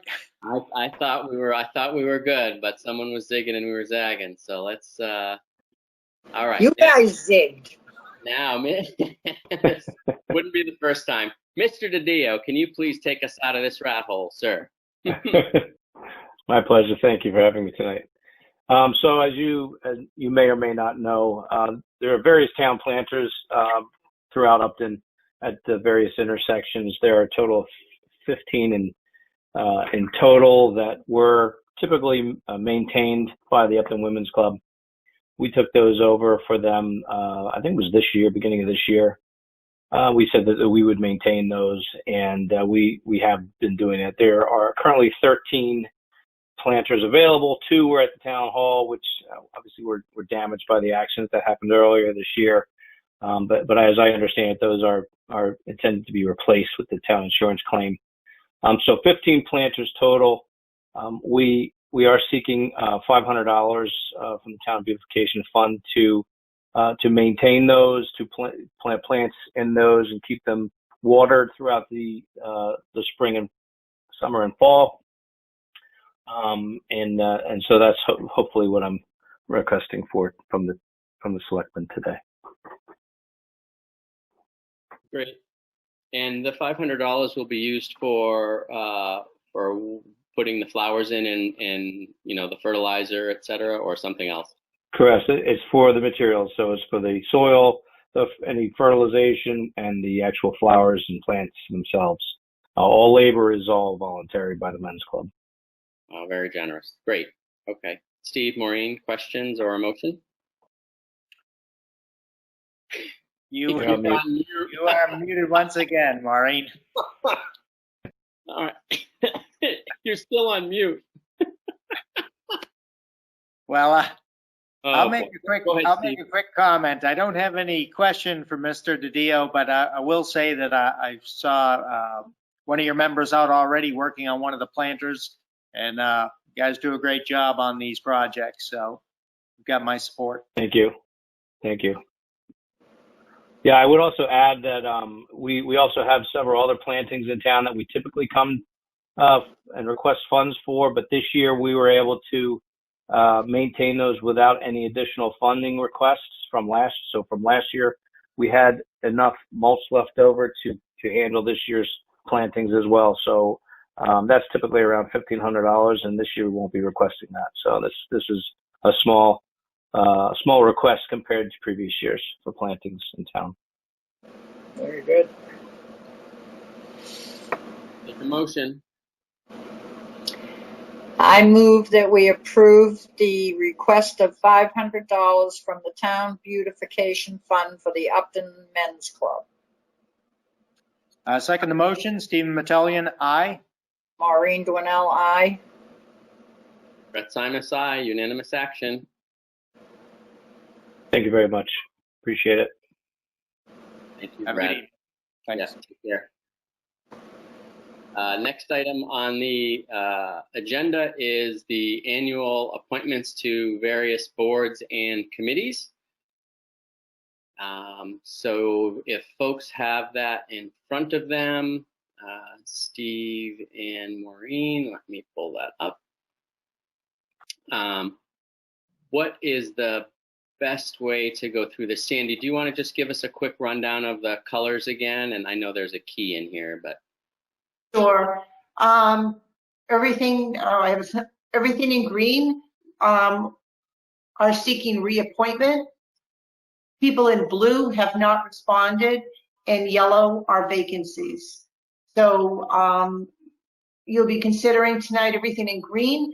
And the first couple of pages are all one-year appointments.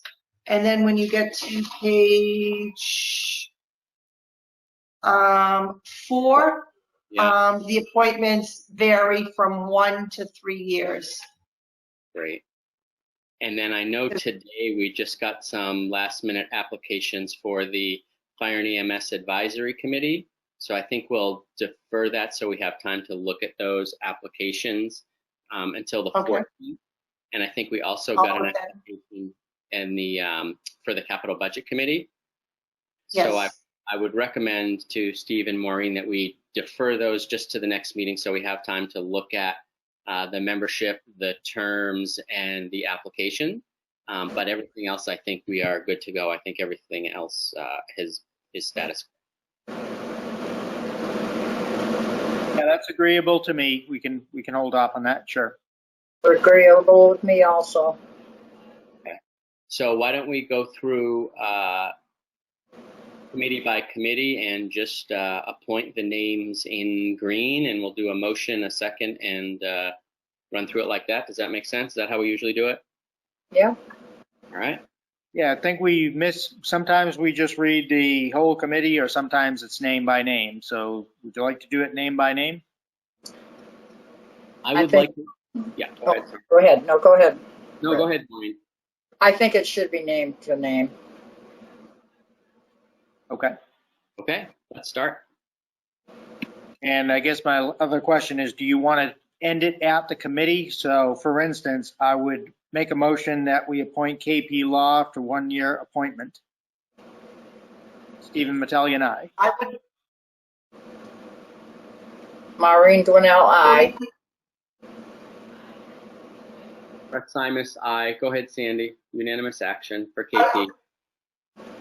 I'm sorry, or you could, instead of doing an appointment, you could do all the 1-year appointments and then make a motion and naming each name. Okay, so I'll do, on the remainder of page 1, I'll include that as all one motion.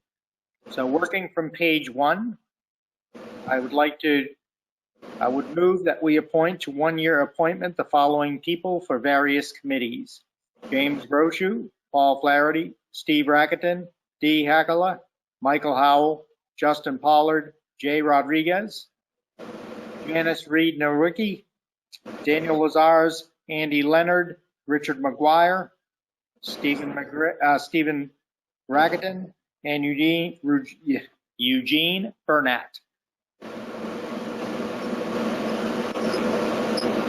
I'll second. Maureen Dwinell, aye. Stephen Mattelli and I. Brett Simus, aye. Mr. Chairman, do you want to read the particular committee, or do you want to do it just as that was done? For expediency's sake, why don't we, and for the people that are on the phones that probably can't see this list unless they're on the website looking at it, let's just do one committee at a time, do the 1-year appointments, but we can do it very quickly. So for example, with we should appoint Dave Ross because he was in the Economic Development Committee, and then Right. after, go through committee by committee. Okay. Maureen, you want to take a crack at the next page? I make a motion, we appoint to the Green Community Committee, William Taylor. Second the motion. Stephen Mattelli and I. Maureen Dwinell, aye. Brett Simus, aye, unanimous action. We need to appoint Dave Ross to the Economic Development Committee. He's at the top of page 2. Sorry, I thought we did that. I move we appoint Dave Ross to the Economic Development Committee. Second the motion. Stephen Mattelli and I. Maureen Dwinell, aye. There's Michelle's name is right after that as well as an associate member. Michelle Antonarelli. We What's didn't the hear blue for? from her because it's blue, so we don't. We're only doing greens. Yeah, just the Oh, green. mine is green. Sorry. Oh, okay. My page, I picked it up at 4 o'clock, so mine is green, but that's okay.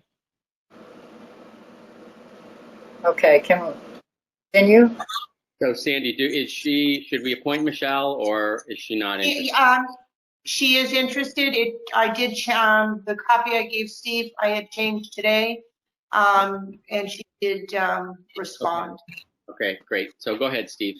Okay, make a motion to appoint Michelle Antonelli as an associate member to the, I believe that's the EDC as well. Stephen Metellian, aye. Maureen Dwinell, aye. Brett Simus, aye. Unanimous action. Okay, Municipal Center Steering Committee, make a motion we appoint Bill Taylor, Greg Manning, and Debbie Amarelli. Stephen Metellian, aye. Maureen Dwinell, aye.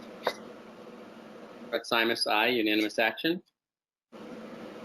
Okay, I make a motion that we appoint to the Land Stewardship Committee, 1-year appointment for Eric Rustell, Scott Heim, Michael Penko, Bill Taylor, and Mary Overholt. Stephen Metellian, aye. Maureen Dwinell, aye. Brett Simus, aye. Unanimous action. Okay, I make a motion that we appoint to the Open Space Committee, 1-year appointment for Tom Dodd, I should say, Alan Miano, Mike Penko, There's 2 more, Steve. Christine Scott, and Bill Taylor. Stephen Metellian, aye. Maureen Dwinell, aye. Brett Simus, aye. Unanimous action. Make a motion that we appoint for 1-year appointment Records Access Officer Kelly McElrath and Michael Bradley. Stephen Metellian, aye. Maureen Dwinell, aye. Brett Simus, aye. Unanimous action. And make a motion that we appoint the following people to the RFP Committee for 1-year appointment. Maureen Dwinell, Dave Ross, Catherine Worsham, and Steve Johnson as an alternate. Steve Metellian, aye. Maureen Dwinell, aye. Simus, aye. This is Craig Weinfuss. I had submitted a request for reappointment on the RFP committee. I don't know if that made it through or not. It's in blue. It says no. I didn't receive it, but we can add it or do it next time. Yeah, you guys. Okay, yeah, I had sent it twice to you, Sandra. I'm not sure why you didn't get it, but. I mean, we know Craig's been on there, right? So this is a reappointment. Yeah. And he's here. So why don't we make a motion if you guys are comfortable with that? I'll entertain it. Sure. Make a motion that we appoint Craig Weinfuss to the RFP Committee for a 1-year appointment. Stephen Metellian, aye. Maureen Dwinell, aye. Brett Simus, aye. Unanimous action. Very good. And it looks like I make a motion to make a 1-year appointment to the Technology Committee for Stephen Rackington. Stephen Metellian, aye. Maureen Dwinell, aye. Brett Simus, aye. Unanimous action. Okay, Maureen, do you want to take the next page? I make a motion we appoint Dennis Westgate to tree warden 1 year. Stephen Metellian, aye. Maureen Dwinell, aye. Brett Simus, aye. Unanimous action. I move that the BOS chair 1 year. What is that? The Affordable Housing Trust? Affordable Housing Trust. Would be Brett Simus, correct? Correct. Yes. I move that we appoint Brett Simus to the Affordable Housing Trust 1 year. Second that, Stephen Metellian, aye. I move we appoint Dave Adams to the Community Preservation Committee for 3 years. Maureen Dwinell, aye. Second the motion, Stephen Metellian, aye. Brett Simus, aye. Unanimous action.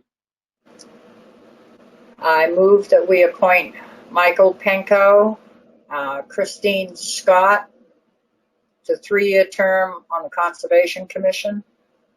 Maureen Dwinell, aye. Stephen Metellian, aye. Brett Simus, aye. Unanimous action.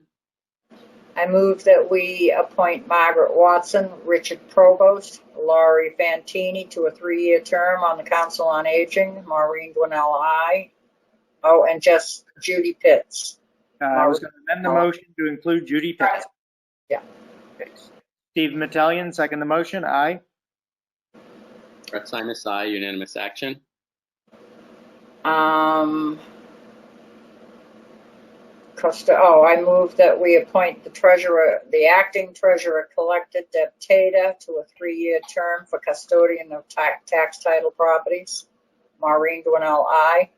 Stephen Metellian, aye. Brett Simus, aye.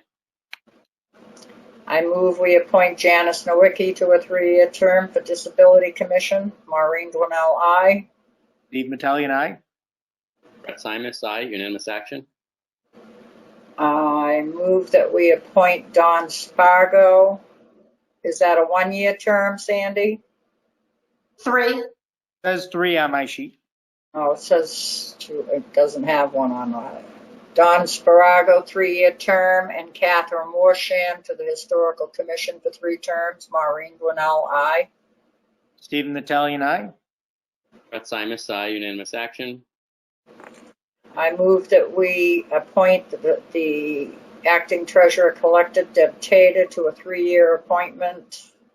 Oh. Should that be a 3-year or a 1-year, Sandy? Probably 1 year. Pardon? Yes, you're correct, Maureen, a 1 year. 1 year. I move that we appoint Deb Tata, acting treasurer collector, to a 1-year term, and Brett Simus to a 1-year term for the OPEB Trust Commissioners Trust. Maureen Dwinell, aye. Stephen Metellian, aye. Brett Simus, aye.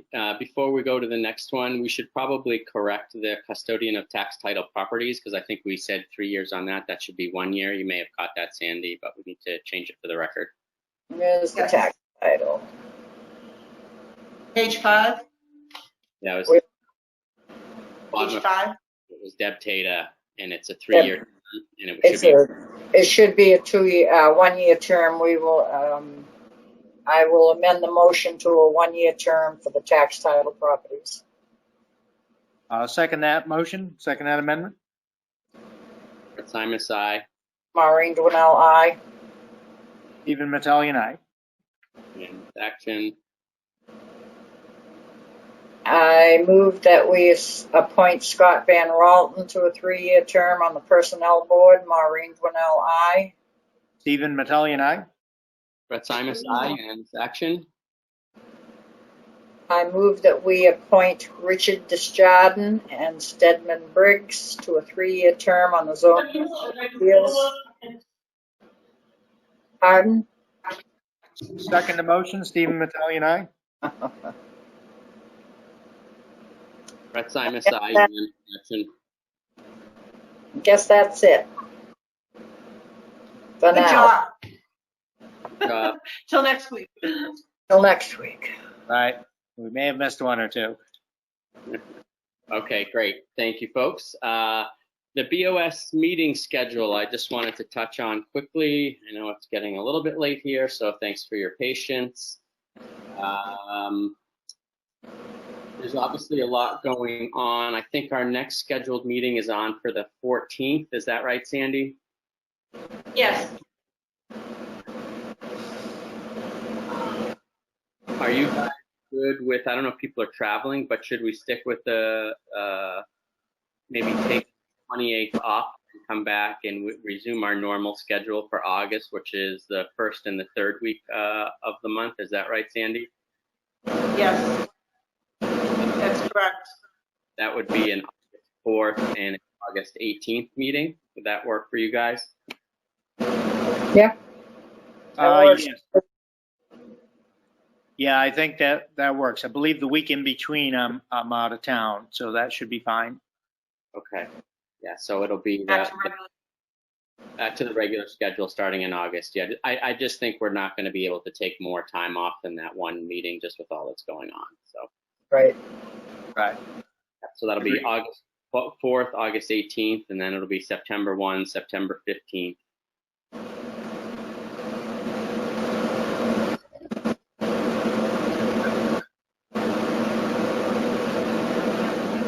Any recognition?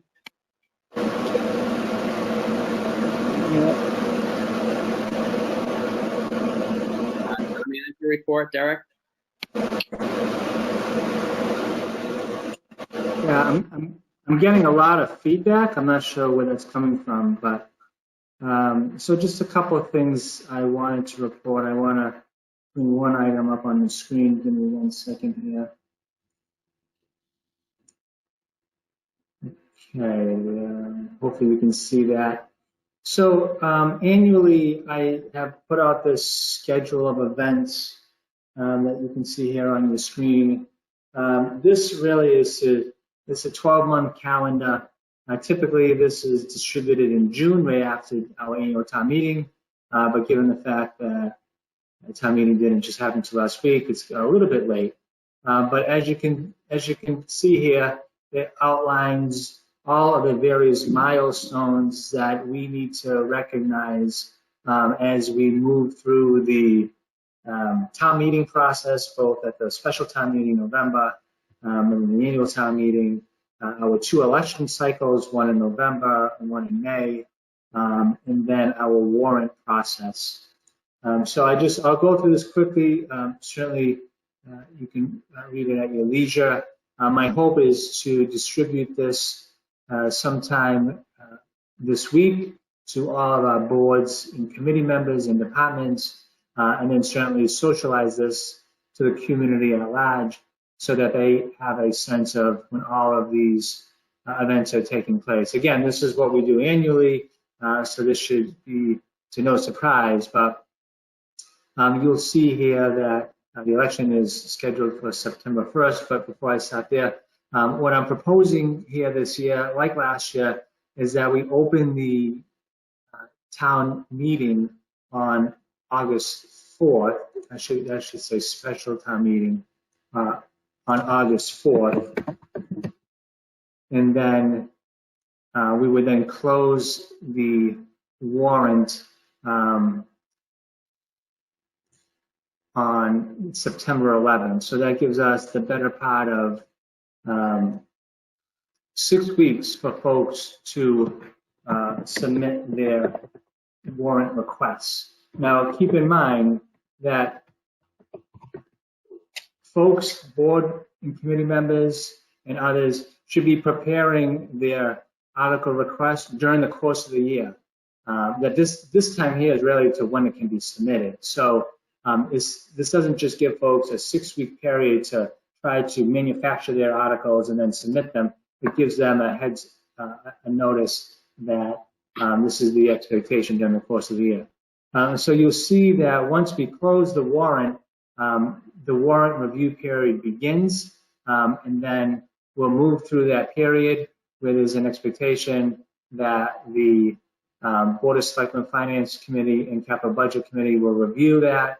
We'll go ahead and execute the warrant. There around October 20th, keep in mind that we need to post the warrant at least 14 days in advance. As you know, the last 3 years, we've tried to do better than that, 14 to 21 days in advance, so folks have a heads up as to what articles are going to be deliberated on. This year is the election, which is held on November 3rd. And then we move into the budget process that you'll see, here when there's an expectation for the instructions to be sent out, when there's expectation of boards and committee members to submit their draft budgets, so on and so forth. You'll also see that right after we close the special town meeting in November, we're quickly opening on December 1st here for the annual town meeting warrant, which we keep open for the better part of almost 2 months, the month of December and the month of January. We allow folks to try to submit their articles. You will see here per the bylaw that the town meeting reports are due on January 10th, and then we move into the budget process, which again is all laid out here. I tried to predict when the Board of Selectmen would be holding their first pass at the budget, both session 1 and session 2.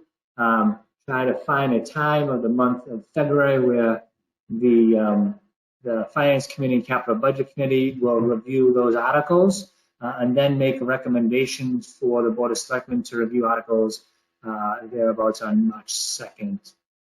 Typically, as you all know, we try to bring together all the boards and committees together at the end of March to finalize and make any last-minute revisions at the end of March so that we can execute the warrant on April 2nd. And then you'll see here again, so for the public's edification, when the town meeting will be held on May 6th, and when the election will be on May 11th. So in summary, this is just trying to lay out when all these different milestones take place, so that not only the departments, the boards and committee members, but the community at large understands all the different milestones that we have to meet in order to prepare for both town meetings, our budget, and for the 2 elections that will take place in FY21. So without any questions, I'd like to socialize this beginning sometime this week, unless there are any last minute additions to this. This is great. The only thing I would ask, and I know we're pretty good about this, is let's make sure we put this on the website and publicize it as far and wide as we can. If there's a way to get it into the newspaper, that would be great. Obviously, putting it on the website, communicate this out to the community. We should. It shows the next year of when town meetings are, what the process is. Again, these are the types of things that we need to work extra hard to get in the public sphere so that folks recognize all the work that's happening and when it's happening. They're informed and aren't surprised that town meeting happens. Yeah, I think it's tough to see that the text is very small on the screen. I couldn't see the actual date of the November special town meeting, but I think it's certainly worth mentioning, kind of make mention of that right now, because it always seems that we get accused of these meetings kind of sneaking up on people, and I think it's good if we can already start talking. I hate to do it, believe me, but we already start talking about November now. I think that would be a good step. On November 10th. Yeah. So it is November 10th. I'm going to highlight it right here just so, again, this is being recorded, and that's a good point that has been made, that the special town meeting, really, when we think about preparations, right, we're going to be opening the warrant for our special town meeting in just 4 weeks from today. So folks clearly understand that there's a process we have to go through. But again, we're projecting that the town meeting will be on November 10th, so folks have a clear heads up on it. Derek, do we have any requests for capital items for the fall town meeting? We don't have any requests to date. That's a process we'll definitely go through this summer. With the capital budget committee, we do have a 10-year capital improvement plan. So, I'll be working closely with the chairman, Dan Lazar, on that plan.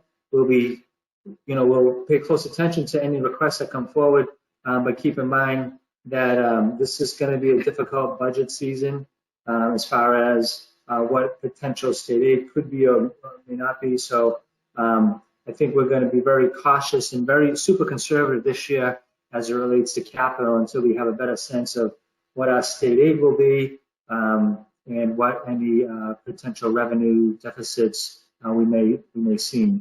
So again, so early to tell on that. We're hoping that we'll get a state budget sometime around September, and by then we'll have a better sense of 2 things.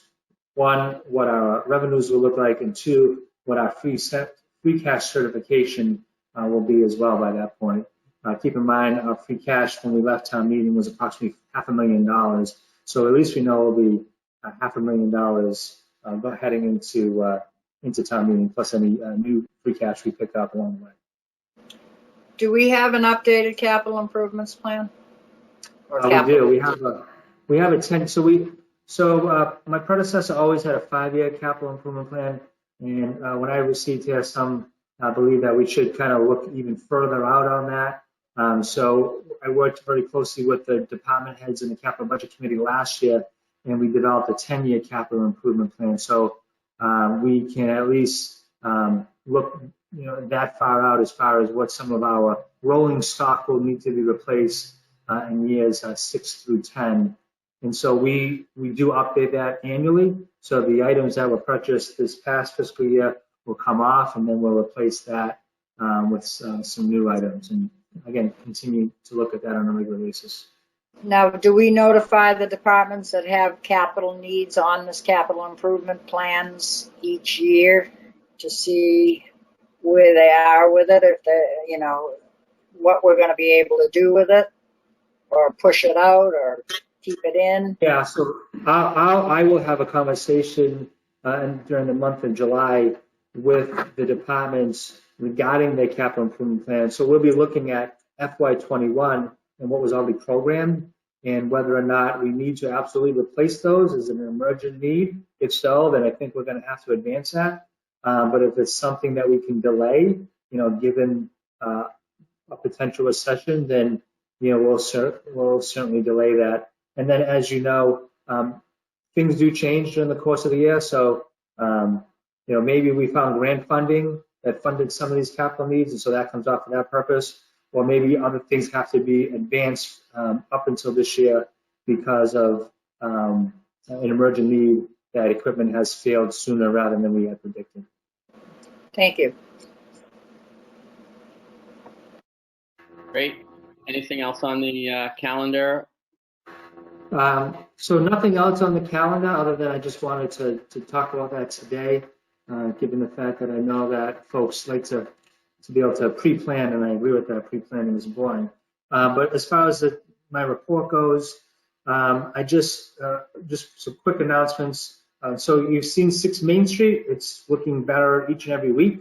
We now have at least a green field that has grown in. The DPW is committed to maintaining that field. So again, we'll have to start to think about what we'll do with that public space, in years to come. You'll notice that there has been a fence erected. A black chain link fence has been erected around the exterior wall to prevent any injuries. So again, that whole property is really, I think, has changed the face of some of the landscape in the downtown area. 2 things I just wanted to bring to your attention. The library trustees had a meeting last night. There has been a failure to elect at the town election. So the trustees will be sending a letter forward to the Board of Selectmen for a joint election to fill one of their vacancies. There were 2 individuals that had write-ins, and they were deadlocked as far as the number of votes. So those 2, I believe, are still interested. So I guess I have 2 questions. Would you like us to advertise this position for the library trustees or any other individual who may wish to seek an appointment to this vacancy for the library trustees? This will be an election held between the Board of Selectmen and the library trustees jointly. And Kelly is around, so she can help with that. So that's my first question, if you want to advertise that. And we also have a vacancy on the trust fund as well. Ken Golacki was on the trust fund. He has resigned that position. So again, we'd like to know if you want us to advertise that vacancy as well. And that would also require the Board of Selectmen to make an appointment for the remainder of Ken's term as a trust fund commissioner. Yeah, I mean, my 2 cents is that it's always good to advertise. I'd rather get more out there and solicit more participation. Sometimes even then, it's always good to see drum up additional names, whether or not they end up serving. So I would agree with Brett. Yeah, I would agree as well, although I don't know what the vote count was. I know you said there were 2 people with a tie. I'm not sure what that vote count looks like, but it's certainly, like we've said before, it's tough to get people to serve. So I think it's certainly noteworthy to go ahead and advertise and see who we may attract. So we'll advertise those 2 positions for to be placed on the future Board of Selectmen agenda. Again, the Board of Selectmen will appoint the trust fund position, and it'll be a joint election between the trustees and the Board of Selectmen for the one vacancy for the library trustees position. And last, before I break, so we had intentions on reopening municipal buildings effective this coming July, which I believe is July 6th. As you know, we brought back all of our full-time force who have been working prior to that remotely. They're all back full-time and continuing to provide the services that are necessary. So that was the intention. We wanted to wait the month of July to see what transpired here in Massachusetts. Massachusetts as a whole is doing extremely well. In fact, it's predicted to be one of only 4 states that will continue to flatten the curve and kind of maintain a steady state.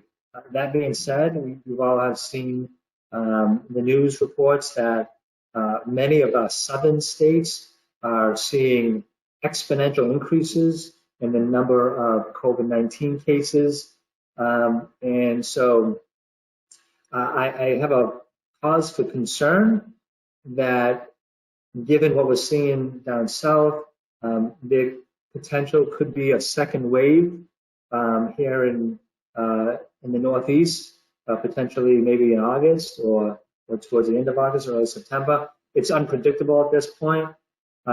So I think at this juncture, my thought process is that we kind of hold a steady state. We allow the public to enter the building, but by an appointment only. So those individuals have to meet with staff for a certain purpose. They're allowed to enter the building, but they just have to make a reservation in advance. So unless I hear any concerns to do otherwise, that would be my intention effective July 1st, is to have the building open to the public, but only by appointment. Yeah, I think that's prudent at this point. I mean, given that we're seeing a lot of these states go backwards, I'd rather slow our advance than have to retreat. So I certainly support that decision. Better safe than sorry. Yeah, that's what I was thinking. The invitation is there. The public is welcome. It's just a matter of they need to make an appointment. And does that seem pretty consistent, Derek, with what other town halls are doing at this point in time? Yeah, honestly, all towns are doing things differently. Some, to be honest, reopen on day one when the governor said you can reopen. They reopen their doors and just let the masses in. Other towns like Northbridge, and I have a good relationship with the town manager in Northbridge. He has no intention on reopening until a vaccine is available. So those are kind of the two broad, two opposite ends of the spectrum, where some open right away and some have no intentions on opening. So, for me, I've always said, I want the public to know that, our staff has returned back to work, that they continue to come to work every day and to provide the services that is expected from our taxpayers. And so that's really always been my intention. And I continue to try to move down that continuum. However, I am concerned with what we're seeing down south with these new emerging cases. So, to all three of your previous points, it's probably better that we take a more cautious approach. We've been very fortunate. I mean, our fire department and our police department, they're really on the front lines. They're exposed to the public on a regular basis, and we're fortunate that none have tested positive to this point. So, I'd like to maintain a high batting average as much as we can, and again, go down the cautious approach. We have not lagged in any services that we typically deliver, and so if we can continue to maintain the same continuity of operations that we always have, and there's no break in service, and our customers aren't experiencing any burdens, then I would like to maintain that cautious approach and just again, have that appointment-only approach at this point. Yeah, okay. That sounds great. What else? That's all I have for this evening. Pending any questions. I did have just one quick question about, you had mentioned not too long ago about the OPEB Trust Fund Commissioner and there being a vacant seat there. So all of these appointments that we'll make will only carry through. We're talking about positions that Ken has stepped away from. So this really is kind of getting back to appointing the acting treasurer collector. those appointments are all through May? And how the appointments would work, and those the remainder of his term would have been May 10th or something like that? Right, so he has 12 months remaining, well, they're actually probably more like 11 months now remaining on his term. And the appointments you had made previously would be to fill out, that you had appointed the acting treasurer collector, would be to fill out his term in which those committees require the treasurer collector to fill that seat. And, you know, like the OPEB, again, was a good example. That's one of them. The one that I had talked about, I had mentioned in my comments, was for the trust funds, which are, you know, the Knowlton Racine Trust Fund, so on and so forth. That's not a requirement of the treasurer collector, although Ken has always held one of those seats. It's not a requirement for the treasurer collector to sit on that board. So that's why I suggested we advertise that position and seek any applications from any willing participant. Yeah, I meant trust fund commission, not OPEB trust fund. But I guess that was so there's about 11 months left on those. Right, the trust fund commission position does not require the treasurer collector to be on that board. That's why we have a vacancy. So, you know, my recommendation would be that we open it up far and wide and see if anyone's interested, and then those that are interested, the Board of Selectmen can consider and potentially appoint at some meeting in the future. Right now, the two other trust fund commissioners are Bob Fleming and Jim Rocha. Okay, great. Any new business that folks have? I do. You? I'm requesting you as chairman that we put the financial policy on the agenda for at least discussion. Yes. So what, isn't it on here? Yes, absolutely. Well, I thought it was already on here. I'm not sure where it went. Either way, we're gonna plan out the agendas for the next, you know, month or two. My approach for the agendas over the next few months is going to be to sit down with Derek and you and Steve at one of these upcoming meetings over the next, you know, few weeks to say, here are the priorities, here's the meeting dates, here are the agendas for each of those meetings, and absolutely this financial policy is one of the top things on the agenda for sure. So yeah, I'm with you. And it was on here. I'm not sure, or it was in there as a look ahead topic. I'm not sure where it went, but we'll pull it back in and get it onto the agenda. Thank you, Mr. Chairman. Maureen, could you just clarify which financial policy you're talking about? The handbook that was issued and that the FinCom had voted on.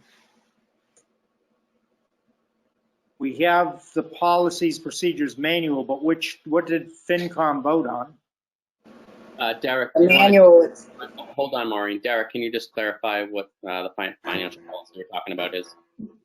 Yeah, so in, I believe it was February of 2019, the Finance Committee approved a reserve policy. That policy outlines the use of free cash, the purpose of general stabilization, and other types of reserves.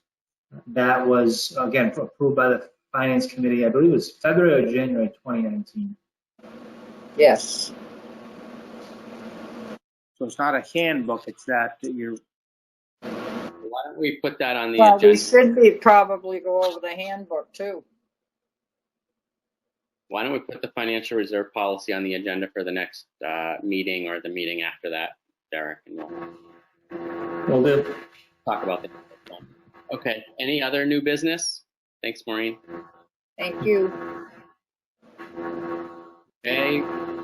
And with the look ahead topics, people can read them. Open the meeting to the public comment.